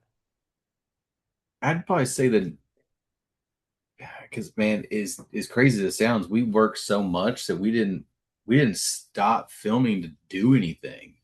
But I would say the coolest thing that I feel like I did was the biker build off. Like, me and Aaron spent a lot of time building this bike together. I did the paint job on this bike with another guy, Scott from Chemical Candy. Wasn't it pink? Pink and white. That's when I really, again, I didn't always watch every one of your shows, but that's when I realized what you guys put together for that bike. And I like, Aaron has a cool style. Like, Aaron's a real hot rod guy. What he is. He's a real hot rodder. And that was probably, I would say, the neatest thing. Like, going up there and, you know, against Jesse and the other guys, and like doing the stage. I went on stage, but like I was the one that brought the bike in and out, you know, and like front row doing this and meeting all these. I mean, that was cool, right? Because I mean, another thing, like these guys, like meeting Jesse James. I hear he's a nice guy, but after I left the show, I drove down there and just tried to introduce myself to him, and he was not very pleasant with me. But that's hard to believe. I've seen him at distance at shows, but I've never met him. But him and Richard don't get along. So I think I got some backlash from that, just because I was trying to use that as my in down at Austin Speed Shop to, like, all the guys were there, but I was trying to just meet him, you know, because I was watched all of his shows, Monster Garage, and I was like, man. And I remember leaving there, and I told Richard, I said, man, if you're ever like that, I don't want to work for you. But Mm-hmm. I've talked to other people. I've talked to him, and I don't think he's that way at all. I actually think that he's probably a nice guy. I think I just got a I've little. heard both sides, but you can see. I mean, he is like his show was stupid popular, right? He Oh sold yeah, shirts in Walmart. I mean, he's married to Hollywood people, so there's a lot of people that hate him for reasons. Every divorce he ever had, and there's been a few. I can't. I bet not every one was 150% his fault. I mean, yeah. that's just how relationships go. But I think he's crazy when for you're getting rid of that much Sandy. fan, like we just had told about the weird conversations of people following us in the bathrooms. Think of the stuff that guy's had. Or Oh somebody man, goes, "Oh my God, I love Sandra Bullock. How dare you? I'm gonna throw paint on you." I mean, I'm sure because being on TV, I've talked about this before. You think you have a lot of friends, but as soon as you're TV, I have people because they brought people in for my show. They wouldn't pay hotels. They had people that slept on our living room floor here so they could work on the show and get exposure for their show. I need their help. They were great help. But the day my TV show ended, I've never got a text or a phone call from that person. yeah. And they stayed in my house. So it brings in a lot of fake people. So I've got a pretty big bullshit filter on me. So imagine the people that come into that guy that just hanger oner type of people that It's funny. I kind of the from opposite time to story. time I get lot, my filters gets plugged and something gets through. Yeah, and sometimes I have to knock it The upside the head. opposite happened with me. When I dropped out of school, nobody would talk to me because it was that time when everybody told us like you got to go to college. That we were in the college era. Like you got to go to college. You'll never be anybody without college. You got to. So when I dropped out of school, my best friend that I had been since like elementary school stopped talking to me. So that was fucking crazy. Sorry about the F bomb there, but that was You're good. that one hit pretty hard. I'm like, So I'm the speaking of same your dude. school, that I graduated, my guidance counselor laughed at me because I told him I wanted to build hot rods. He goes, "Well, you could work at the body shop. You could have a body shop like you're working at, and maybe do some old cars." Well, as soon as I started, before I was on TV, but when I started getting the magazines, they tried to get me to come back and talk to the students, which will go to schools and colleges and talk. I regret not doing it, but he was still there, and I was still mad at him for not believing in me. And he's like, "Oh man, I never thought, small town, they don't think you can do that." Yeah. Did they ever ask you to come back and talk to your school? No, never. Because that would probably backfire on them. You do not have to graduate from our high school, and look how good this guy's doing. Look what I'm doing now. But after TV, all those people that didn't want to talk to me, then you get friend requests, and all that shit. I'm like, man, I got zero tolerance for that, and I'm like, no. I'm like, so I still have a whole group of people. Just like my friend list is like this long, and now that he doesn't have Facebook, he'll use my Facebook every once in a while, and they'll be like, "How come you didn't accept this person?" And I'm like, I don't know who they are. Like, well, they slept in our house, and I'm like, doesn't mean I want to be friends with them. Like, yeah, doesn't mean I want to gives me a see what hard they time put all on the time. Facebook. Yeah, I'm like, no, they're not my friend. Like, they might be your acquaintances, but this chick from high school just wants to be my friend, and she's selling essential oils now or something. yeah, Right. no, For they're sure. nosy. Yeah. I don't talk to anybody I went to school with. So we were having that conversation this weekend with one of the girls that works for the autocross. Yeah. She was having all this friend drama, and I'm like, you need to tighten your circle, make it a little smaller, because these people are just using you to get what you need. They need. Like, I talk often to my friend from high school. Yeah. And I talk to a couple every once in a while of, and it's weird when you grow up, especially when you move away from home, you realize local friends can just be a convenience, but the real ones stick together. So it makes you appreciate the real ones that stick with you. Yeah, for sure. Through all of that stuff. Yeah, you could. It's really easy to get convenience friends for sure. Yeah, we don't need to talk about the TV forever here. But of all the projects, what was your favorite car project, motorcycle? You talked about love doing the biker build off, which of all the TV shows, motorcycle and automotive, biker build off was my favorite by far. We've had a few friends on that show, and they've been guests on the podcasts, and I love that. But on the TV show you were building, what was your favorite project that you did? and it can't be your truck. He's like, well, I it remember wasn't what my truck.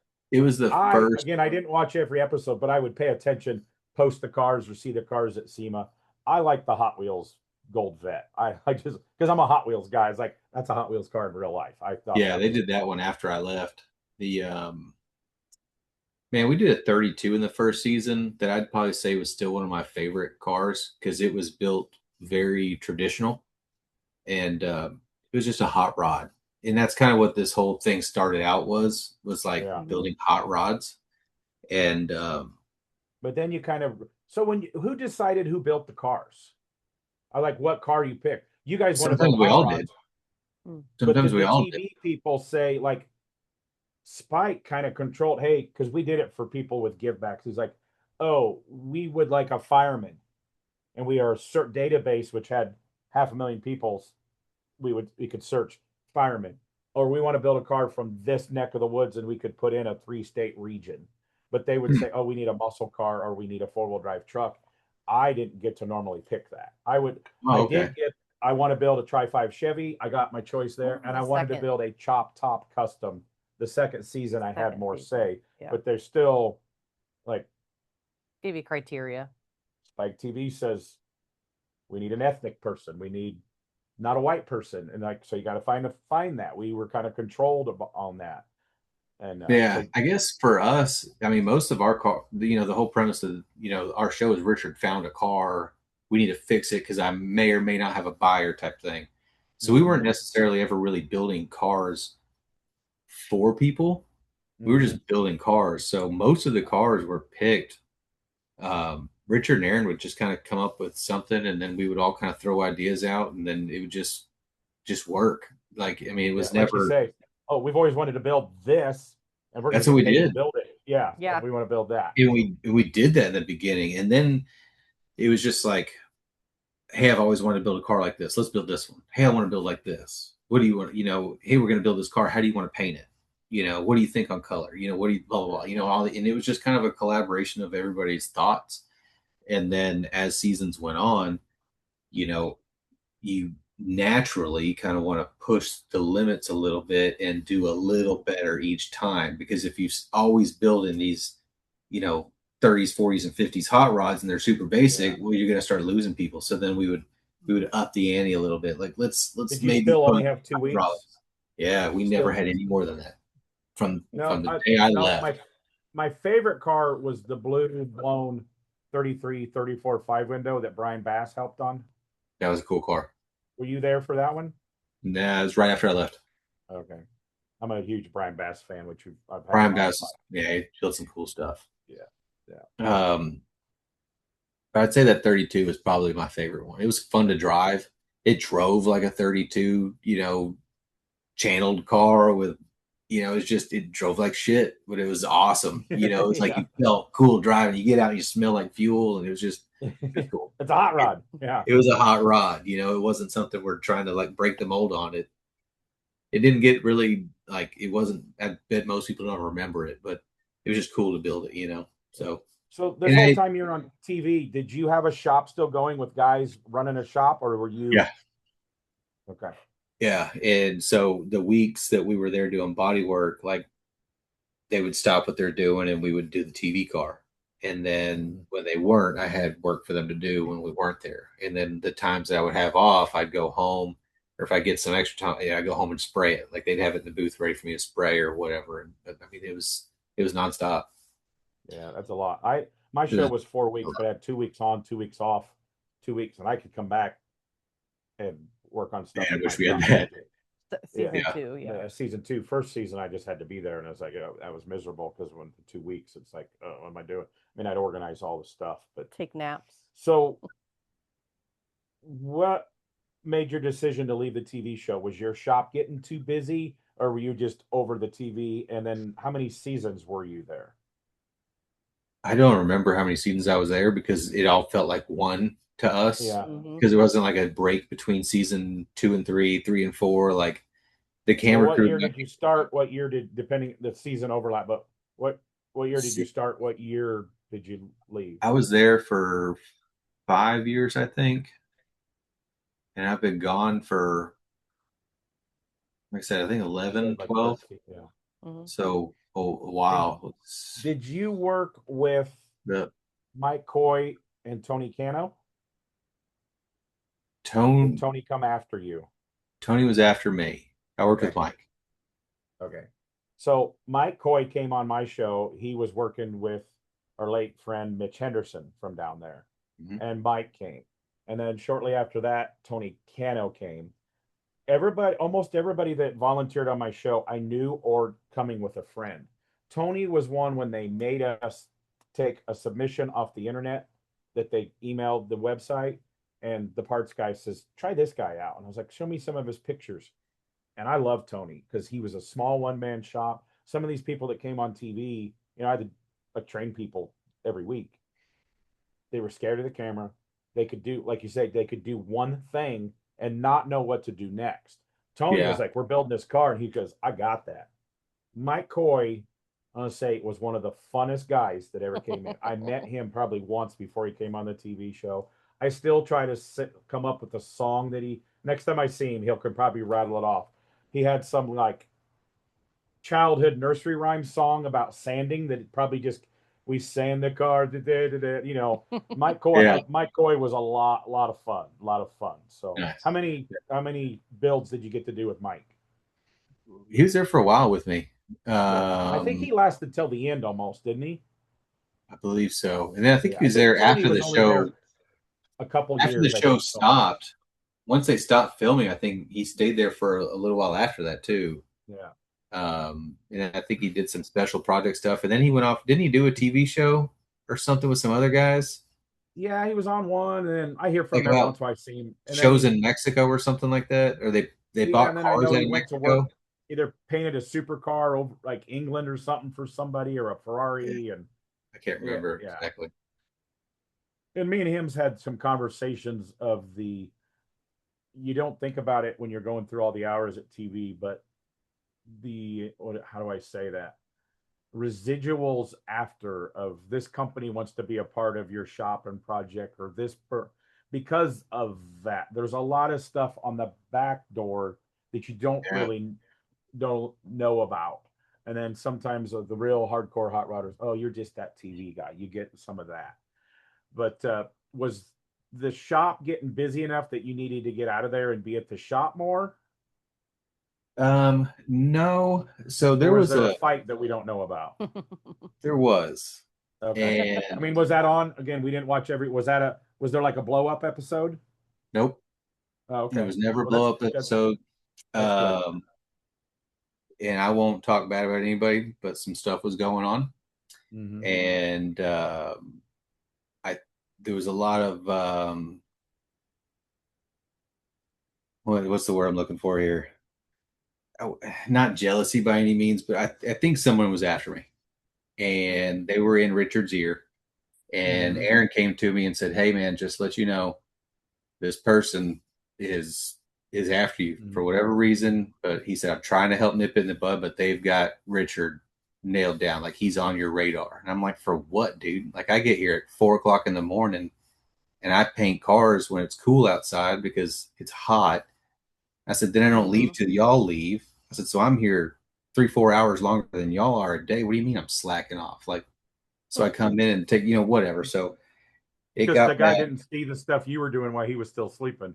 Exactly. Yeah. So this guy was after me, and Richard came at me hot one day, and it rubbed me wrong. It was some false information, and he gathered up everybody in the shop and tried to get everybody against me, and I lost my stuff. And I was in the middle of painting it was a red uh, Cadillac, and I just sealed it, and I remember him like going after me, and like I just zoned out. Like I could just feel like I just blacked out, and like everybody dispersed, and I'm sitting there, and everybody kind of like walks off, and Aaron looks, and it was just me and Aaron sitting there talking for a second, and I was like, "I'm done." He's like, "What do you mean?" I said, "I'm going home." He's like, "When?" I said, "Right now." Mhm. And I walked in the booth, emptied my gun, packed all my stuff up, grabbed the forklift, threw the toolbox in the back of my truck. The camera crew's like, what's going on? I'm like, I'm done. Like, you can't be done. I'm done. And I drove home and never went back. And I was just like, Discovery was calling me on my way home. Everybody was calling me. And they're like, you can't quit. You can't quit. And I'm like, yeah, I can. They're like, you have a contract. I'm like, no, I don't. They're like, yes, you do. No, I don't. And this is like, I had already been kind of like not liking it because you got like a 1-year sunset clause. Well, it came down to like, well, we've got a contract on you. I'm like, no, you don't. Because I purposely like kept pushing it off. Yeah, I'll sign it. I'll sign it. I'll sign it. Well, then the PAs quit asking me for my contract. So like the year before, I never signed again. And I had to hire an entertainment lawyer to like back me up because they had to make Discovery and Pilgrim say, like, prove it. We need you to prove it, because they were trying to get after me with lawyers saying you have to go back. I said, I will never go back. And I'd become friends and still am friends with Kindig. And I said, I called him about 3/4 of the way home. And I said, hey, man, I need to get your opinion on this, and told him everything was going on. And he's like, man, F that, dude. Don't even go back. Don't do this. He said, you don't need to put up with that and whatever. I get home. I hadn't even talked to my wife yet. Told her that, hey, I got all my tools in the back of the truck. You know, I'm here for good. Y'all ready for me, you know? And I ended up settling on a, because the blood got so bad that I said, they're like, you need an out episode. I mean, you can't just have you hear half an episode and then you just disappear. So I finally. Well, they're not very good TV people then, because, you know, they could have made you die. I mean, they could have. That's right. Yeah, they could have ended it as like, yeah. He got sick. If they really wanted to be mean, they could have just killed me off, Yeah. you know? Right? Exactly. I learned that quick. Be friends with the editor, because the editor can make you look however they want. Exactly. Right. So they kind of knew, because TV, they're filming all this. And I even have the sound guys. They're like, hey, dude, just let you know this dude's, because he's got his mic on talking shit about me. And I'm like, this is pretty jacked up, man, you know? And they tried to talk to Richard. I tried to talk to Richard. Aaron tried to talk to Richard. But, I mean, I guess he just nailed Richard down, like how to like get after me. And I was already at this point burned out. Like, I'm never seeing my kids, like all this other stuff. Like, man, I wasn't ready to leave, but I wasn't going to put up with that either. Right. It's like, man, I have respect for you as long as you have respect for me. And if this is how this whole thing's going down, I don't even want to be here. There's no reason to fix it. Yeah, so I negotiated to drive into the shop every day. Right. Like, I enjoyed it up until today. Like, I was having fun. Like, but now this is how it's going to be. So I negotiated with Pilgrim and Discovery to show up. I said, I'll do my exit. I said, but I'm going to show up outside. I'm going to put on my mic. I'm going to walk into his office. I'm going to walk out. I'm going to do my lines, whatever. You know, like, all right, you just need to go in and talk to Richard. And their plan was to talk me into staying when I showed up. And I walk in the office, and Richard had been talking Discovery, and I kind of got word that like he was going to try to get me to stay and whatever. And that scene when I quit was not it. That was it. I'm quitting. I need to leave. And like his reaction to me, like, oh, because he thought that Discovery had me nailed down to stay. And I was kind of leading them on to do that, because I'm like, I need to get this done, right? Like, I don't need it to be a fight. I want to walk in, do what I need to do, and then I'm bouncing.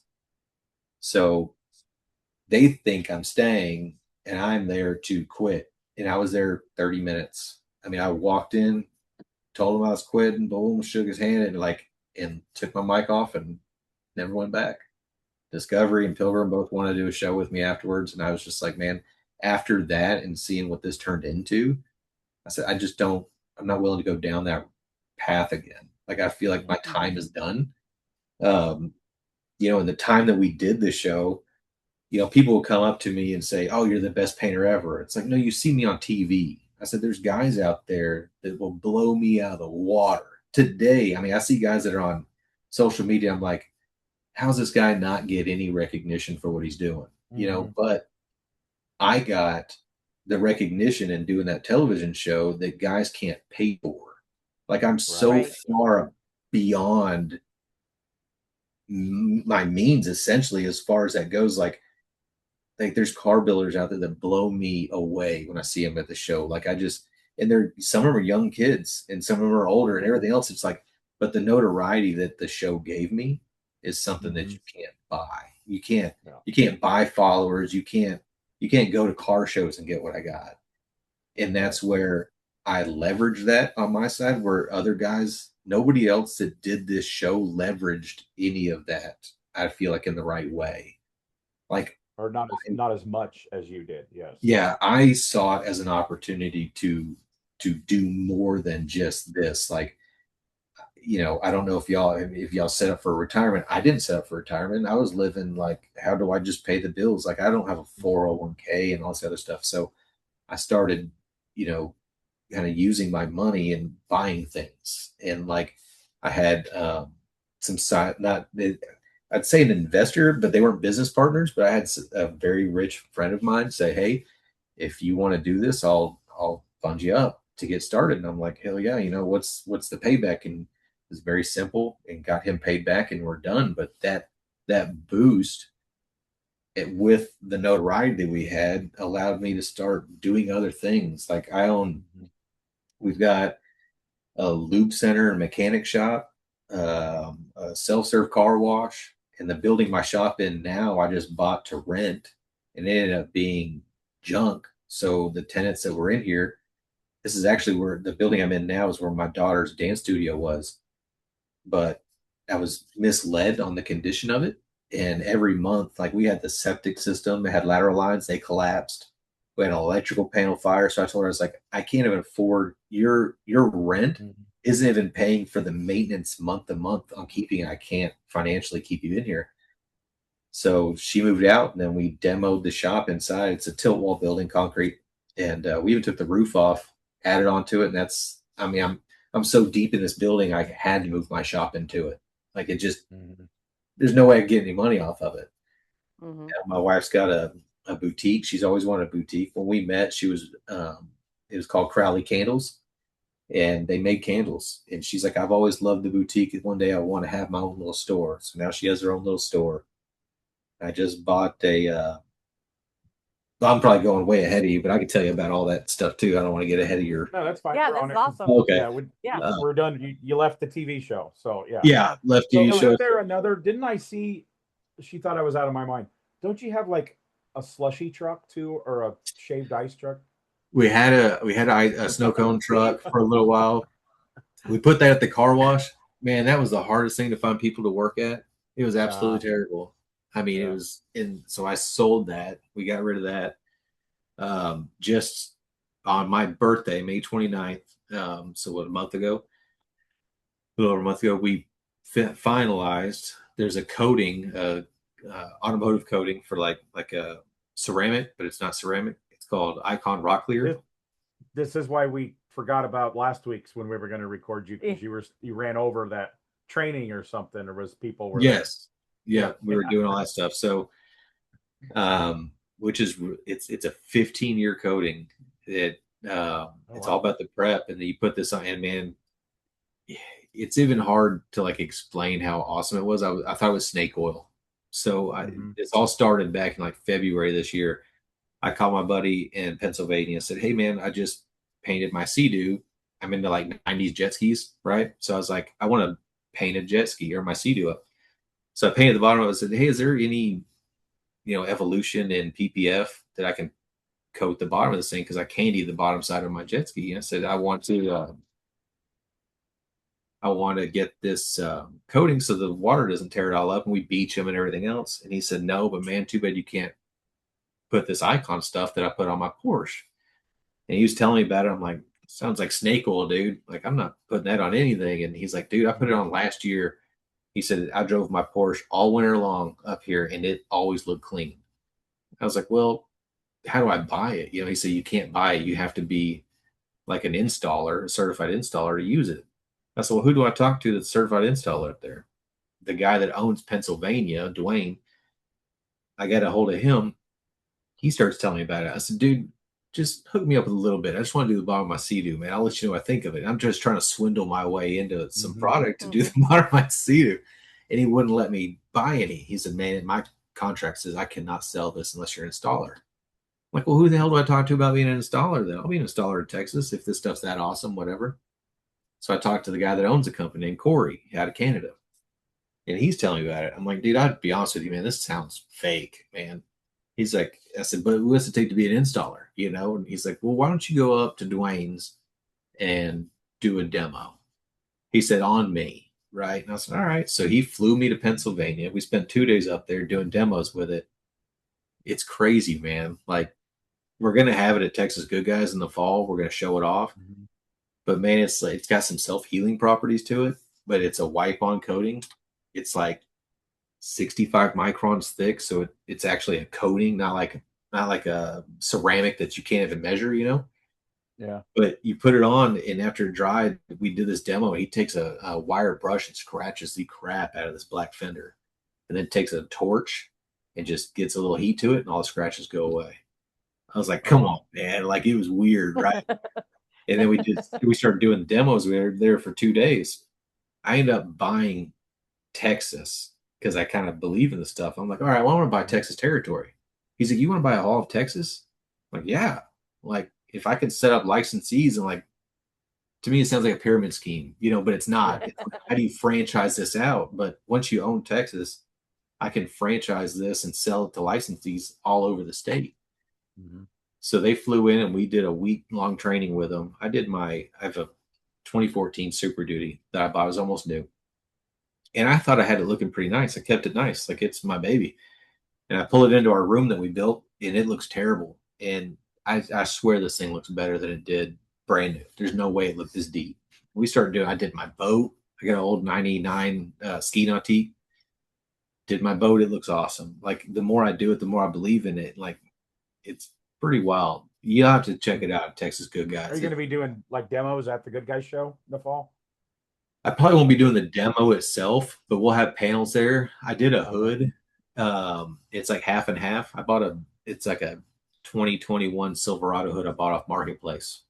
That's why you should always be on Marketplace. Test panels. Yep. There's a black hood, and I just taped it and did half and not half. I mean, it's amazing. This hood was trashed out too. I'll text you a picture of it, but it fixed it. Like, it's weird. Like, everybody's gonna give me flack for it, thinking it's snake oil, but we'll have panels there to show it off. And I took keys and we scratched it with keys, and then like, it doesn't even mess with it. You just take a little heat and you wet sand and polish it back out, and it goes away. Pretty trippy.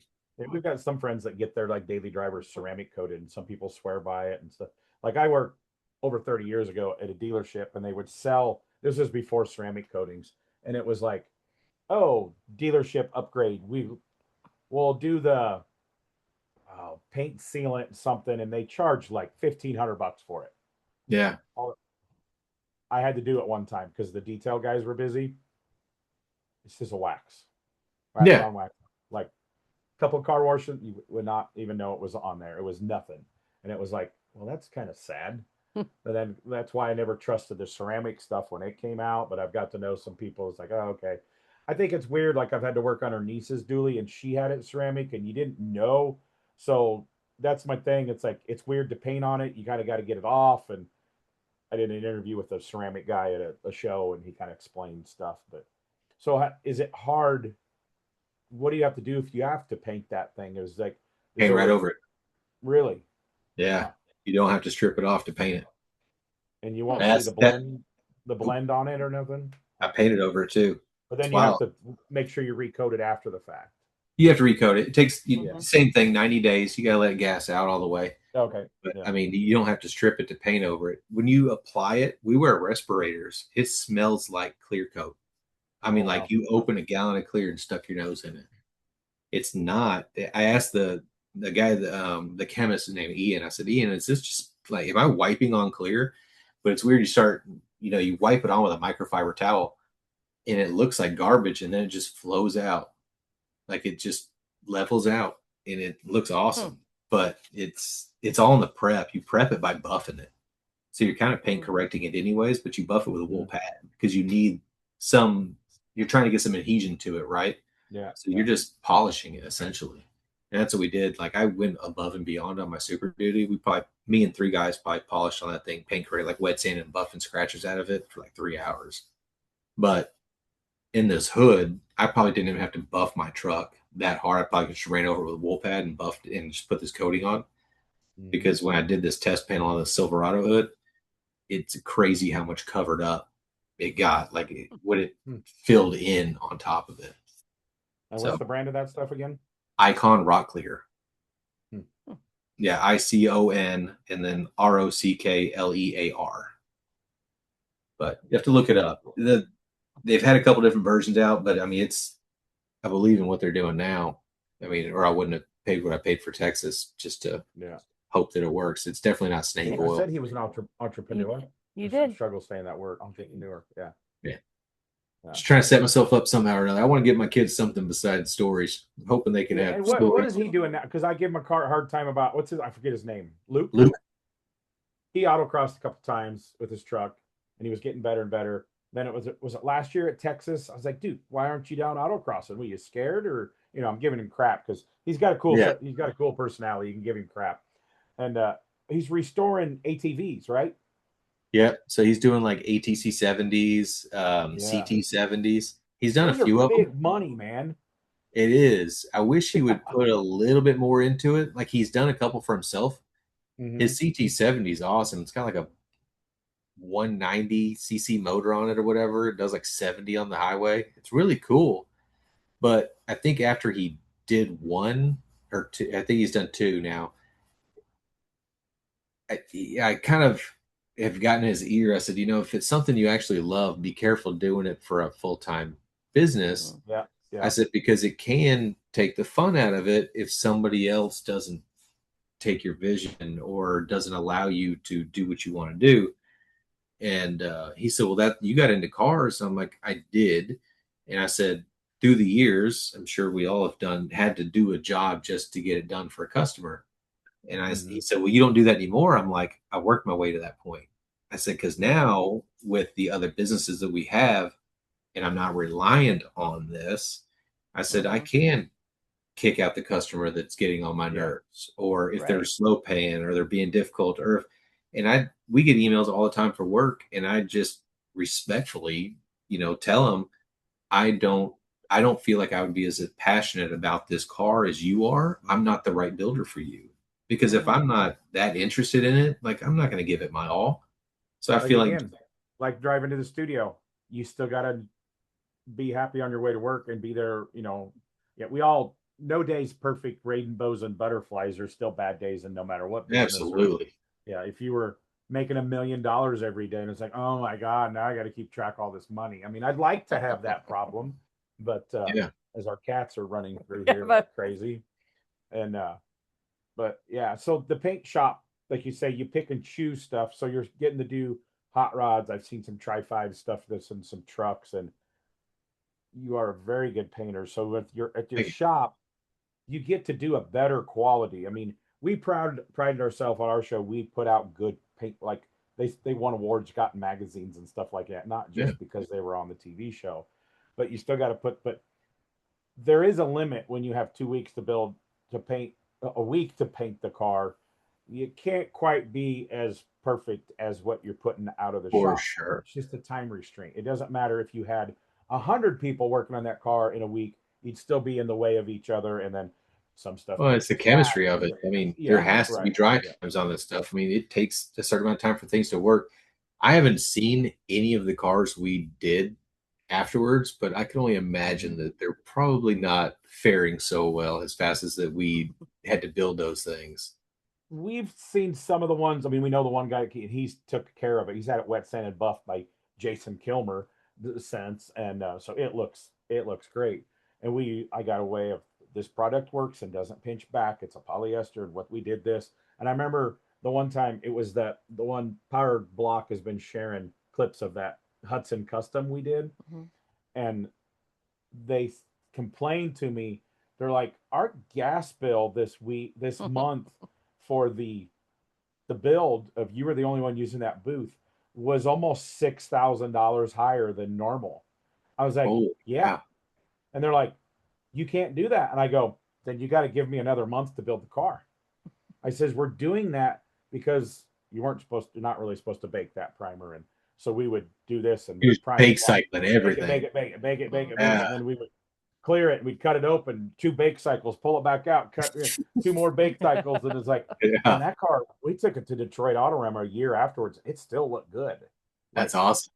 his buddy orbitaled it, but like, yeah, it could have blew up on us, as soon as it hit the sun the first time. But Oh yeah, yeah, almost $6,000. That'd be like a $12,000 gas bill now, all these years later. But yeah, I was like, yeah, that's what they made. I always They tease made about that. I'm like, surely these. I would just picture all of those paint jobs we do after they finally gassed out and everything to just start like cracking back like lacquer. I'm like, these things have got to start breaking, like getting like Yeah.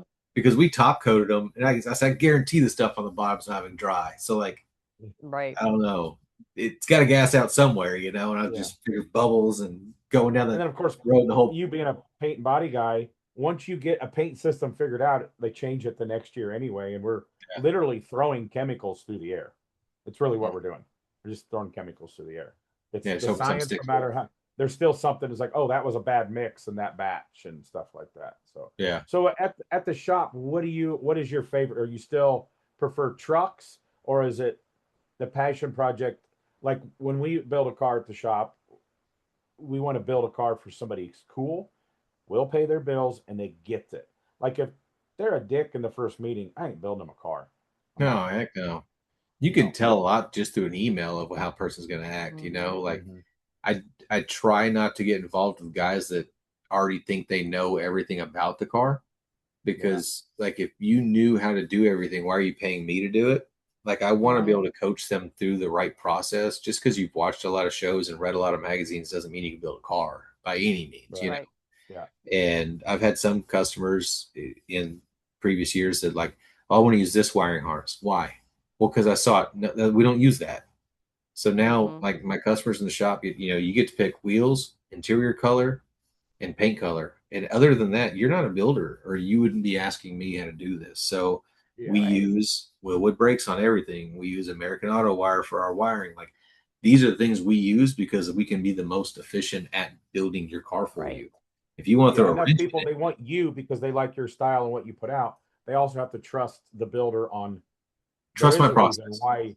I mean, I'm a Willwood guy too. There's a reason I use Willwoods. A lot of it's because the people that work there and the relationships you build. But there's a reason why you like this. Maybe you've had trouble with this, or you get along with the relationship of the guy that your sales guy or whatever. And it's like more people. It's getting better, but again, we've been at this a long time, so we've earned our right to get a little better clientele. Trust the builder. You trust the builder what he wants to do, because for sure. I did a 20 some years ago. A guy's like, "Oh, I'm bringing you this. I'm bringing you this. I'm bringing you the sandpaper. I can get it cheaper." Yeah, because I had to change paper every 30 seconds because the paper was so bad. It's like, let me use my stuff. Yep, 100%. Are you marking it use up? Quality goes up. I'm selling it to you for list price. I get a deal. I'm a business. He had a business. I go, do you go to Walmart and say, how much did you pay for this milk? I'm only paying what you paid for the milk. Right. So, 20 years ago, those were the customers that we had to fight with.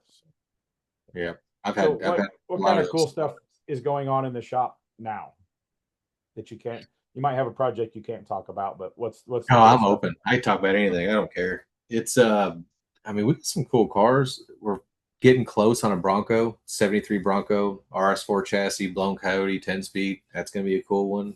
It's a boxwood green. Very traditional to me. Like it's not over the top, but it's over the top. Like that's my favorite way to build anything, is just be like, I like cars that are so clean you can't find something you like the most out of it.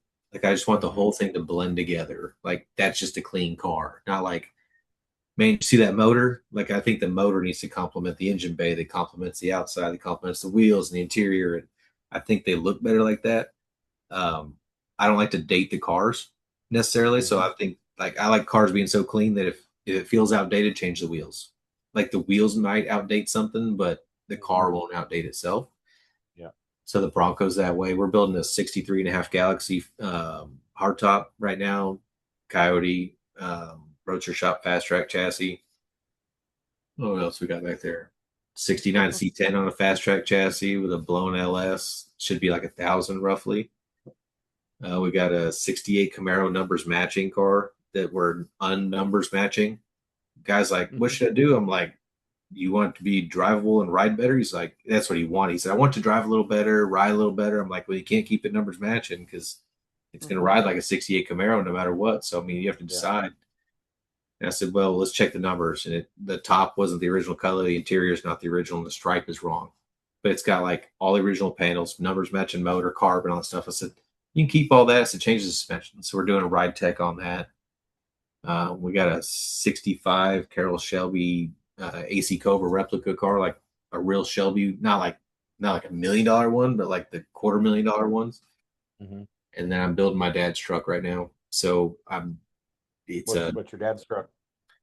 It's a 67 F100. I drove it in high school. I got pictures of me pulling my truck behind that truck as I was building it. And then I was driving it when I met my wife. And then we drove it to homecoming. We drove it to prom. And then my dad was driving it and T-boned somebody here in town. And it's been down for years. But now I'm turning it into a high boy. So it originally started just a 4-wheel drive truck that I was going to build, and then it escalated. So then I changed the chassis underneath it to a 76 F250 chassis, built the axles, and put a blown Gen 4 Coyote in it, 10-speed automatic. Is he going to let you paint it, or is he going to paint it himself? I'm going to paint it. I'm not even giving it back to him. I'm calling it my dad's truck. He's not even getting it back. And I said, he said, I can't afford the gas in that thing. So it's got 37s on it. He's like, I can't even get in it. So I put power boards on it. And he's like, I still can't get in this thing. It's tall. But the goal, our project right now, so the first time we drove to SEMA was 10 years ago, will be this year. I did 2 cars after I left the show to SEMA, and I said, I like SEMA, but I don't like SEMA. Like, I don't like cars that don't run. I don't feel like that's a car that somebody should show off. If you're not done with it, that means you're not done, in my opinion. Like, if you can't drive it, in my time. Yeah. I don't like that. I said, man, if any car we ever take to SEMA, it needs to be able to drive in under its own power. I said, I don't care if it limps out. I said, but it needs to drive in and drive out. So we built 2 patina trucks and drove them from Texas to Vegas, put them in the show, and then drove them back. Mm-hmm. So we've been doing that with every car that we take to SEMA since. So I don't want to put my dad's truck in the SEMA show, but we want to drive to SEMA. So I'm going to have this truck finished, and we're leaving November 1st. And we're going to drive to Vegas. We're doing a 10-day trip. We're going to go to SEMA for 2 days. Unless somebody begged me to put my truck in their booth, I'm not advertising it. And I've paid for every part on the truck so that I don't owe anybody anything. Mm-hmm. So it's just for the ride. My dad's going to follow in his van. He said, I don't want to ride in that truck all the way out there, but I'll follow you. So he's going to be part of our convoy and drive his conversion. So when you guys stop at a hotel, is he going to still sleep in his van that he likes to sleep in? I wouldn't be surprised if he did. We don't ever plan our trip, and we try to stay off the major interstates. So like when we get tired, it's usually at some really sketchy hotel we do that kind of on purpose so that we can park our truck in front of our room. If you stay at a nice hotel, your truck is on the backside, but your room faces the front, and I don't like that. So we just stay in sketchy places that we can just park our truck right up against the door. Like the first year we went, my trucks didn't even lock. Like it's a 49 Ford, and you couldn't even lock the doors. I'm like, I don't want to just leave it anywhere. So that's where the whole staying in the sketchy hotels started. It's like, we can watch it here. I think that's cool. There's Corky Coker did that a few times with Scott from Dynamat. Mm-hmm. Called them the Driven Dirty Tours. Like Corky Coker built a bare metal Brookville 32 and drove it out with a flathead. And I was talking to Corky the other day, and he was talking about that story. And I think it'd be cool if more people did that. I don't have time to drive this stuff, but I want to. With her helping run Power Tour, I stayed home this year because my OBS truck didn't get done. But when you drive your hot rod, it erases, when it's a good day on the road, not broke down, it's like the fountain of youth. It's like, this is why I started doing this. Mm-hmm. Yeah. I mean, I didn't really start building this to thrash 100-hour weeks and put it on cotton balls and throw it in the trailer, but there's still a couple. She hates indoor shows, but I still want to do a couple indoor cars. But like Alan Johnson, hot rodder Alan from Oh yeah. Alabama. He says, I try to drive something hot rod every day to work, whether it's his 61 Impala, he's got a slam square body dually. Says the wife drives the fancy SUV. He goes, I drive a hot rod to work almost every day. He Alan says, Johnson's got his style. I like his style of all his cars they build. They're super clean, and that was one of my favorite compliments I ever got. Was my green truck. I took it to Good Guys, and he doesn't know me, but I knew who he was just from social media, right? And I was sitting there talking to Heath Murray, and Alan walks up. He's like, "This truck's nice. This is clean." Yeah. And I was like, and Alan's I've known him a long time. He's very soft spoken. He is definitely not a woo guy. He's not one of them. And to get Alan to say a compliment, it means a lot because he doesn't dish those out often. Yeah, that's why I took that to heart. I don't think I've ever heard that from Alan. Probably not, because he thinks you're a creeper. Yeah, they've been on the podcast, and I called him and his wife is very good looking, and I didn't know until she told me that Alan is very good looking. I didn't know that. You didn't know that? I didn't know that he was good looking. I'm not a judge of character of men, I guess. So, yeah. Well, earlier you were saying this dude was really muscled up, and he was a good looking guy. Well, if you've seen this guy, you'd be like, oh yeah, that's a good looking dude, and I'm comfortable when I say that. I can be. So you have a type. I guess I have a type. Yeah. Okay. I want him like me. My dad kept me on the farm. He said I wasn't smart, but I could lift heavy objects, so he kept me. Oh. Maybe I want somebody to move furniture. You want a buff dude that will move the stuff for you. Yeah. So I'm getting old. I need some muscle in the shop. He can help me push cars around. This podcast going down the hill really quick here, isn't it? It is. Let's talk about your childhood.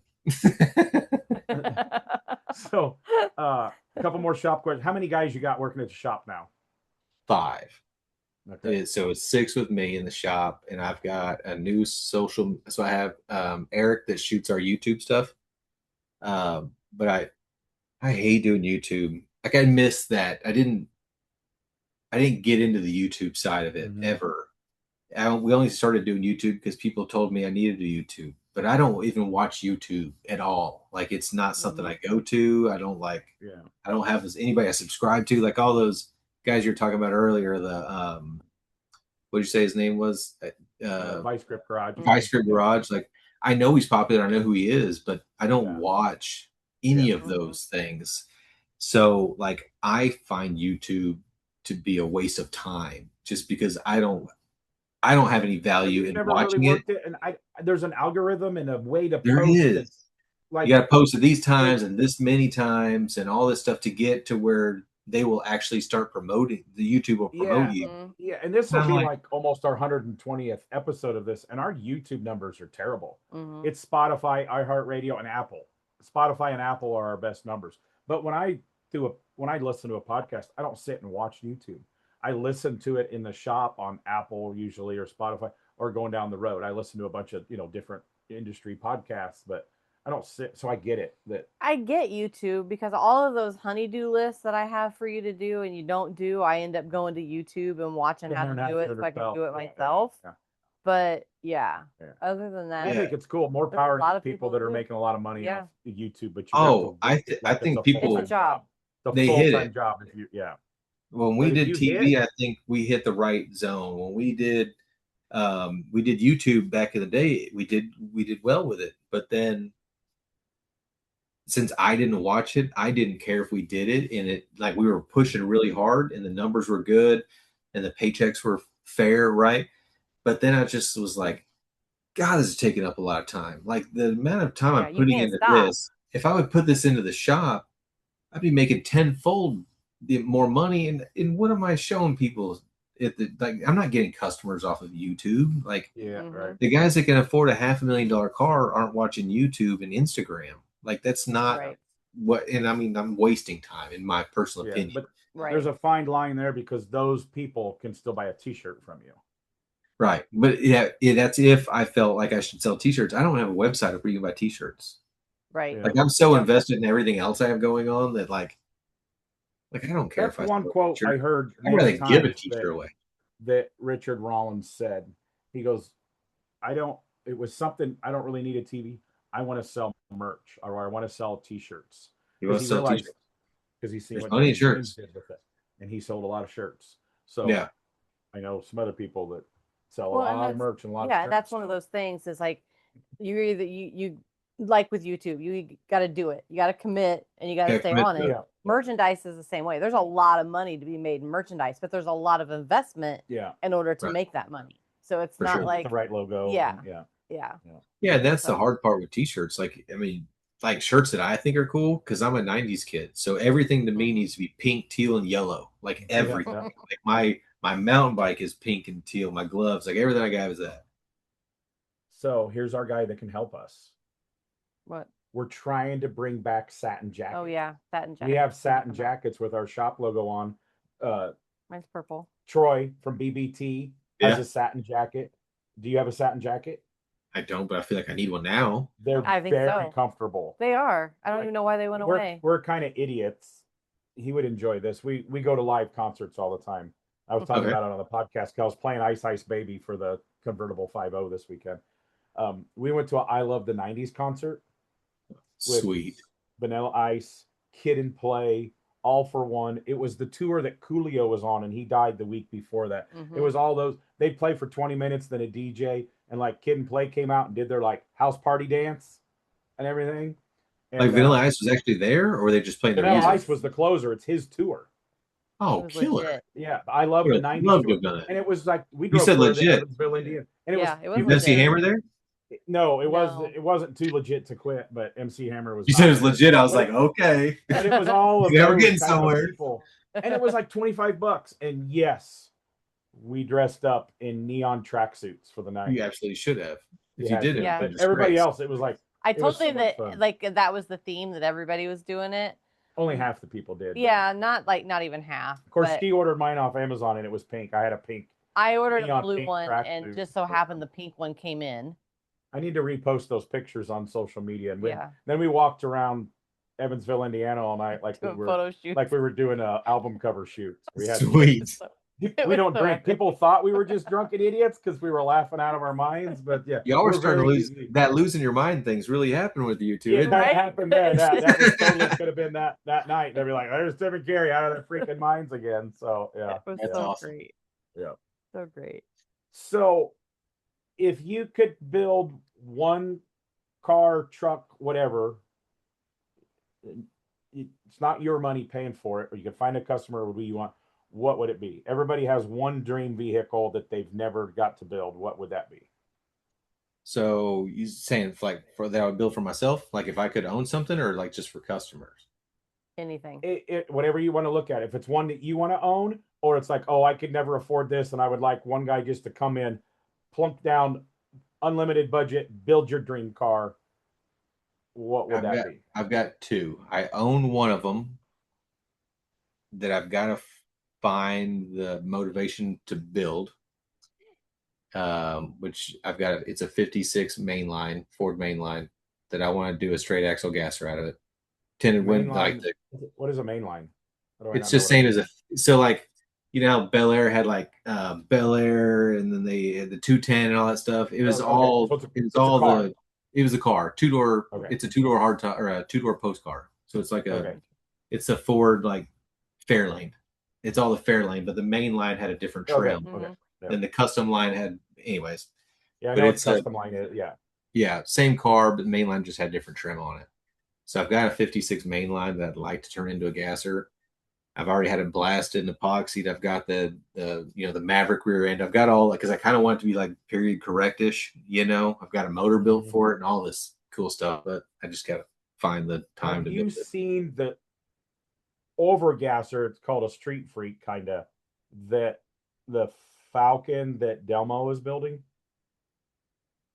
The truck guy Delmo, you know who Delmo is? Oh, I know Delmo. I Look think at, I he saw posts it a every once in a while. rendering It is- of it. The whole it's Yeah, just, but it's the whole thing's tall, right? It's not like It's- laid out gasser. right, In the back yes. tall In also. the 70s, they called them a street freak. Like it's like you could sit underneath of it and change the drive. Right. shaft. I Yeah, think yeah. It's bare metal and mocked up, but it Okay. is super rad. My dad had a 57 gasser when I was a kid, and that's why I've never built a gasser because all I remember on our country roads is him sitting over there. Like, Oh, fighting yeah. just to That's keep what I up. want it to be. I want it to be Yeah, a yeah. total nightmare to drive down the road, straight Yeah, axle. but they've hopefully I engineered can get the gasser camber right. suspension so they're a little better to drive. So Yeah. So you want to ask him your questions. So my two questions are: first part is what is your favorite event that you love to go to, and then what is one event that you've never been to but's on your bucket list? And it doesn't even have to be a car. It doesn't have to be automotive. It could be anything. Yeah, it can be anything. Man. You didn't know there was going to be a test, did you? Yeah, I didn't know I was gonna have to really dig down emotionally here and think about this. Let's see. Man. I would say I don't know that I have because I think I've gone to a bunch of events, and after the first few times of going, I feel like they lose that novelty a little bit. Mm-hmm. Like I've never had one that I'm like, I have to go to every single year, right? Yeah. Right. There is that's car related. I don't. So I really enjoy what I call like a non-structured car show. Like I like a car show where people are just chilling.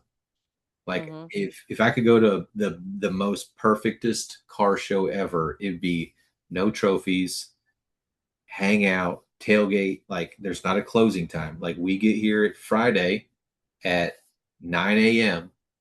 and you have to be out of here by Sunday at noon. But it never closes. Like you can just hang out, jack around, whatever you want to do. Like it's just because I like That hanging out. sounds like what I hear in the mini trucks, the camp and drag event is. Yeah. Same kind of thing. Like let's just get to I thought about doing it in my house. So we've got 25 acres. And I was like, how cool would it be to put in the back? Because we have a really nice pasture. Like we do it for hay and cattle. So I got cattle out there too. But it'd be killer to go out there and mow it and then just have everybody lay out. But I'm like, but then all those people that come know where I live. So like that's not a great scenario, right? But like that's my and then thoughts. They might not never leave. Yeah. Yeah. Where they start what do they call that whenever they Squatter? Squatter. Yeah, people start squatting on Look that out. And your wife would be like, there's still a dude here a month later sleeping in his van. He has not left. That's my dad. He got 4 flats. Yeah, that's my dad. My favorite non-car thing to do with the family, we started 3 years ago or something. We go to Disneyland every year for Halloween. Love it. But just for Halloween. Yeah. Yeah. And I didn't know that being a Disney adult is kind of a thing, but like I enjoy it so much. Like I feel like kind of dumb for being like I like it that much. Some of them are borderline creepy. Yeah, I'm not creepy, but it's weird because I told my wife, I said, have you ever done for Disney for me is like that thing you do where you forget that you're an adult. But it's not because I'm at Disney. It's because all the lights, everything that's going on there, I don't think about work. I don't think about cars. I don't think about anything. I'm just there and I'm just like zenning out. Like you're just having a good time. You're eating all kinds of. So you go to California one. Yeah. I Disney wish World's too big. I wish you could stay overnight in Cars Land.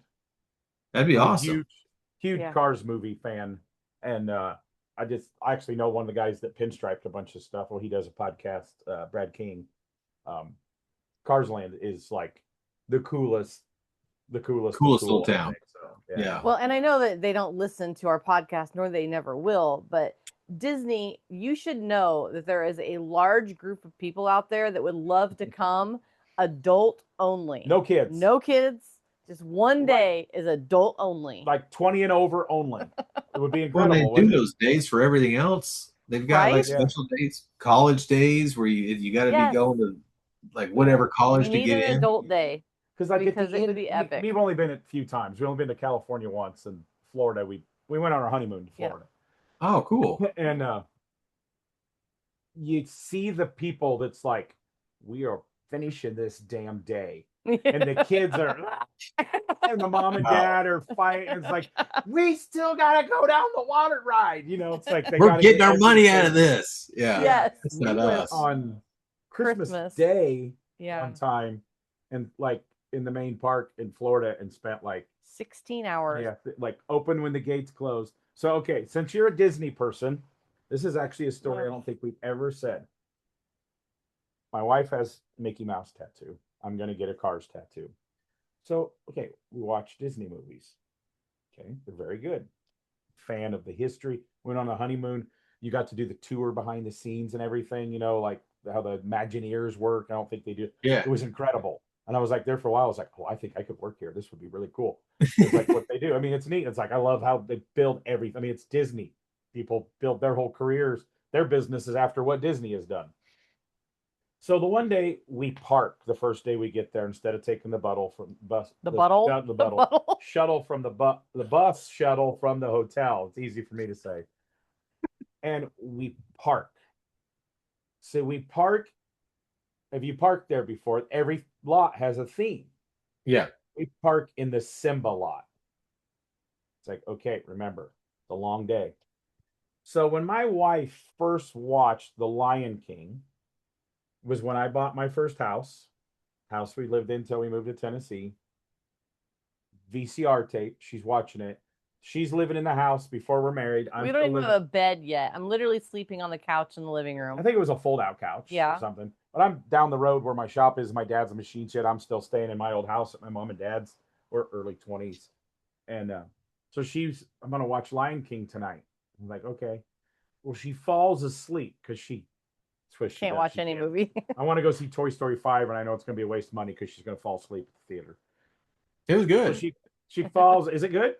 Yeah, it was good. Is it going to am I going to cry?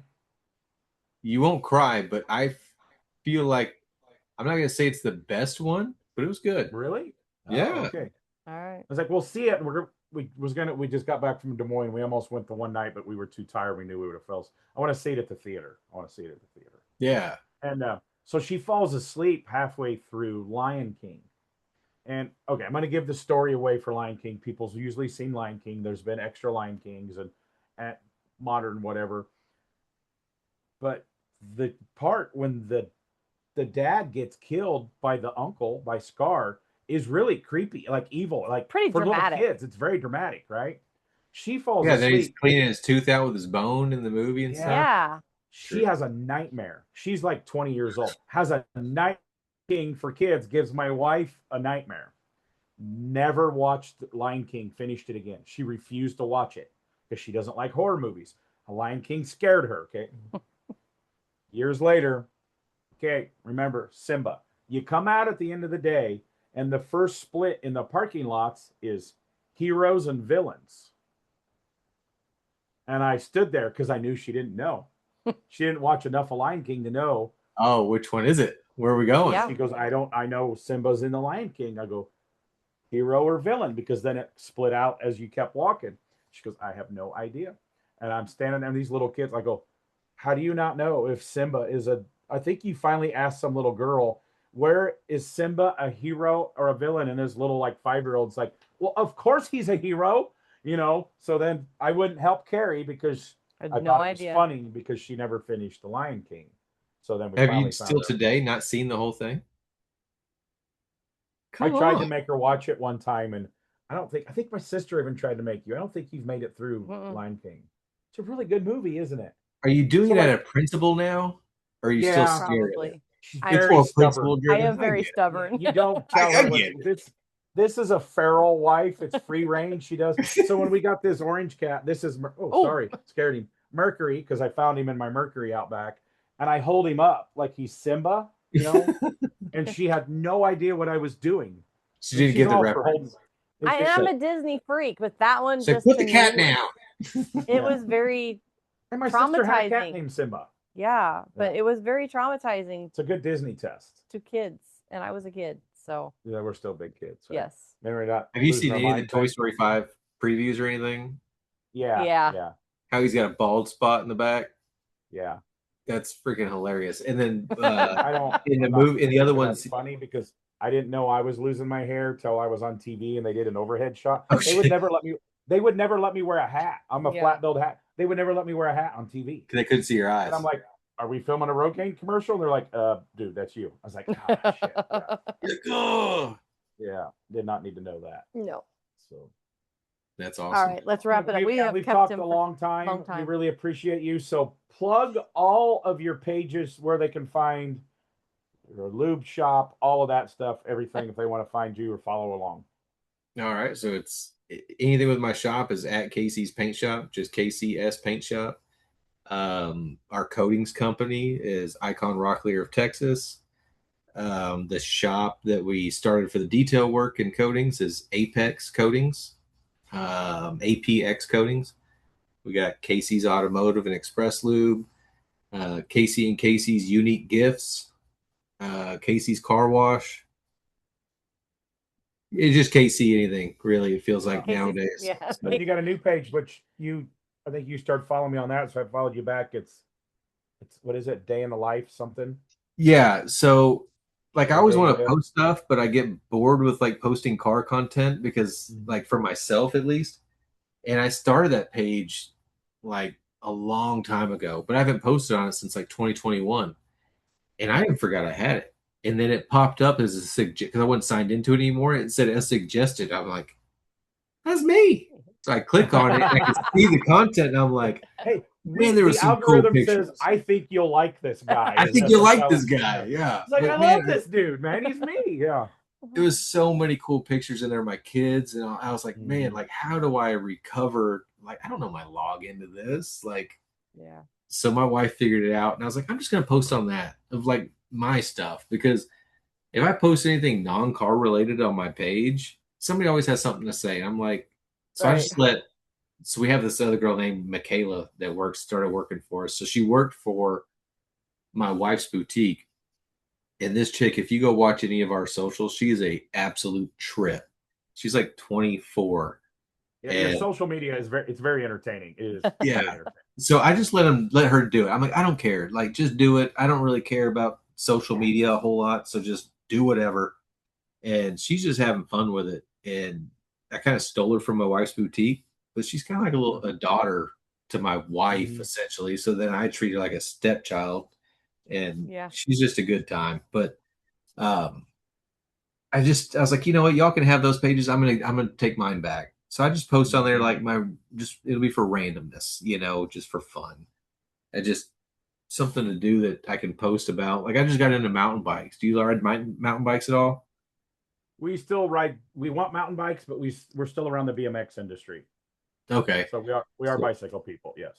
I grew up riding bikes, like 20-inch bicycles. Like I still have my Schwinn Predator. It's a 98 Schwinn Predator that I bought myself, and that's what I took to the BMX track and was terrible at. I'm no good at BMX, but I was like, I can be this because I was like, I can BMX. Be rad. I can be crew. Yeah. That's what I was thinking. Yeah. Like if he can do it, surely I can do it. I cannot. I'm not. Yeah. I cannot. Can't do it. That's what I seen a quote because they say BMX is the best sport that you can be crappy or totally mediocre and your buddies still love you and do the same thing with you. Yes. So I wasn't into, I kind of got out of bikes altogether. And my brother-in-law tried to get me to ride mountain bikes a long time ago. And I'm like, dude, I'm not cut out for a mountain bike. I'm not physique enough for a mountain bike. Like I'm not interested. My buddy Tanner Leeser, that he was on the show a couple with us. He did a lowrider with us one time, but he's a custom painter. He called me and said, hey man, we haven't hung out forever. Were you at the shop? I'm just gonna come chill. Come on, man. So he tries to get me to ride mountain bikes again. I'm like, dude, he said, dude, we're old now. We ride e-mountain bikes. I'm like, that ain't mountain biking. He said, you still have to pedal. There's no throttle. I was like, I don't know, man. I said, that does kind of interest me. So I started looking him up. I was like, that might be fun. The next day he shows up with his bike. Have you ever rode an e-mountain bike yet? I have not. I have. It's 28 miles an hour. Yeah. It's an absolute trip. So then what do? I go buy a $10,000 bicycle. But I have priced them recently. Yeah. Yes, I have priced them. Yeah, it's stupid, but it's. Which one? I've rode. It's a 2026 Specialized Turbo Levo Pro is what I got.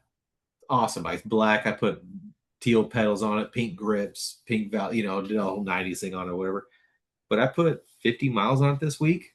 Like I've been riding the crap out of it. And I didn't realize how many trails there are around us to ride mountain bikes at. We live in Texas. There's not a lot of mountains to ride, but there's some really cool trails. I got an older BMX. He works for Yoshimura Motorcycle and BMX pedal company, and he's famous BMXer, was in the GT BMX commercials and everything. Yeah. He goes, I like, now that I'm older and he's bigger like me, he goes, I like to get to the top and come down. He says, if I was pedaling a normal bike, I could do that maybe 3 times a day because the pedal getting up is killing. But coming down the trail is awesome. He goes, with my e-bike, I can do it 15 times a day. So because I can just go back up and then come down. I was like, I understand that. It's crazy because like you can change it. Like it's got eco, trail, and turbo mode. And turbo is like 100%. So like it'll give you everything you give it. So the harder you pedal, the more it gives you. Mm-hmm. So like it's the weirdest feeling. First when I got on, I was like, it like tripped me. I was like, whoa, is it going to keep going? But like if you stop pedaling, it stops. Like you have to pedal. It doesn't build up energy and then just keep going. As soon as you stop pedaling, it's just like normal. But every time we ride, we're doing 12 to 15 miles every time we do it. There ain't no way I'm pedaling no bike that's unpowered for 12, 15 miles. Like I might do 1 lap around the trails, but I didn't even know that there's trails in my town, but we did the entire thing and it's like 5 different little areas that you go in, but it equaled to like almost 13 miles. And we did like an hour. I'm like, that's pretty rad. Like to ride that much, Yeah. There's a lot of trails around here. We got BMXers that are also mountain bikers, families go mountain biking and stuff, but I've always looked at them. And actually last time I looked at like an e-bike, like something like that, and I looked at the prices, that's when I bought my OBS for a shop truck. Because I bought a $3,500 OBS and I was like, it's cheaper than the e-bike to go 2 miles to the shop. And it's like, I'll have mine at Texas. If you haven't rode one by then, you'll have to ride my bike. Okay. It's pretty rad. I'll stop it'll get you kind of hooked. It's weird. Mm-hmm. It's got a hydraulic seat stem on it. So like you kind of stand up and hit the stem and it comes up and you ride. But then when you get going through the trails, you lower it down. Like it kind of blows my mind. Like I'm still getting used to it, but it took me a while to trust the tires. Like, cause you ride a bike, but you're not going that fast into a corner. But when I'm coming into a dirt corner at 20 miles an hour, you're like, I'm like locking brakes up. So I'm like, I don't know. But the tires, they call it a mullet. I still don't understand why they call it a mullet, but it's got a 29, probably a 27.5 in the back. I don't know why they call it a mullet, but because usually the party's in the back. I guess the smaller ones. Right. Party, I don't know. Reverse mullet. First time I rode reverse mullet. You would think the bigger one would be in the back. Yeah. No, whatever. Very cool. Yeah. Yeah. So I think that's about all I got. I thought I had one more, but then talking about the mountain bikes, I lost it. So no, I think this is good. It's almost 10 You met your match on the talkers. What the problem is? Yeah. And I'm still gonna get in trouble for talking too much, but it's more of a conversation. Like you want to know the questions I had prepared for you? Sure. Nothing. I write this down for my ADD, so I try not to interrupt if I jump in. All right, okay, ask about this, but we start with no questions. I write down that lead in because I've been on other people's podcasts and they give you the questions ahead of time and what's a hard cutoff at this time? And it's like, there's so much more avenues that, I'll talk to him about mountain biking and I learned some cool stuff about mountain biking. I knew it was going to be a little different because you're the only one that I have done that people haven't said, okay, what can we ask? What can't you ask? Like everybody asks, like, is there something you don't want to talk about? And I'm like, I'm an open book. You can ask me absolutely anything. I don't care. Usually at the beginning, if there's something that somebody don't want to, they'll be like, hey, don't mention this. And I'm like, cool. But most people will tell me that something we haven't really had many of that at all. Yeah. Like Jimmy Shine, we've done one part with Jimmy Shine. And we talked about him all the way up to SoCal. And I'm like, what made you leave SoCal? And he goes, we've been an hour and a half. He goes, that's a good stopping point because I want to say this properly.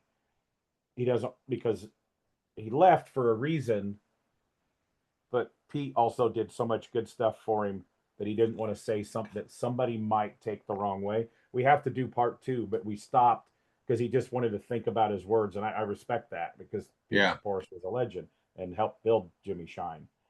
But we've never really had, we had one thing that, maybe we should edit that out because we were making fun of one of my close friends. But it was just, but then it was like, it was just Hunter. It was funny. It was just Hunter. Yeah, it was okay. Hunter. Yeah. Who cares? Yeah. They'll be fine. Nobody listens to these anyway, right? And then we was talking to Dave Gray, and he's like, if Hunter finally listens to this after he owes us a hot dog, and we was making hot fun dog? of him. And his dad listened to it first, and he's like, "So, have you bought Dave and Tim a hot dog yet?" So then he listened to it. He's like, "I guess I owe you a hot dog." So, yeah. So we want to thank Casey Mathieu for being a guest on the Strange Motion Way podcast. We've been trying a little bit. We missed it last week, but we always kind of keep some in the box here. So it was an honor having you on, and I really appreciate y'all having me. Yeah, how many kids do you have? 2. Okay. I've met, you got what? The 2, what do you? Boy and a girl. Boy and a girl. Boy and girl. Yep. And what's the girl do? Lucy, dances. That's all she does. Competitive How old dance. is she? So she's about to turn 17. She used to coach cheerleading, and we've had friends that the BMXs that the daughter left BMX and did. That can be a very expensive sport to be in. So she does like ballet, any dance you can imagine. She does like, let's say Monday. So Wednesday morning, my wife and her go down to nationals in Galveston, and they'll be down there for almost a week dancing. Yep. I don't know how much it costs, but my wife. It's a good thing. Yeah. It's expensive. But I know it's expensive. But I've never asked on purpose. I'm like, when she says you can't buy wheels for your truck this month, it's probably why. It's probably the dance. And one of my best buddies him and his wife own the dance studio. And I tease him sometimes. He'll show up a new truck. I'm like, did I buy that for you? And he's like, yes, you did. That's a good dance, and gyms are good. That's a good business to be in. There's a couple really big ones around here, and they're killing it. So her niece, Courtney's your niece, right? They go all over the country doing the dance that they're doing cheer now. Oh, they're doing cheer. How far does your daughter go? Does she mostly stay in Texas, or do they go further? Florida.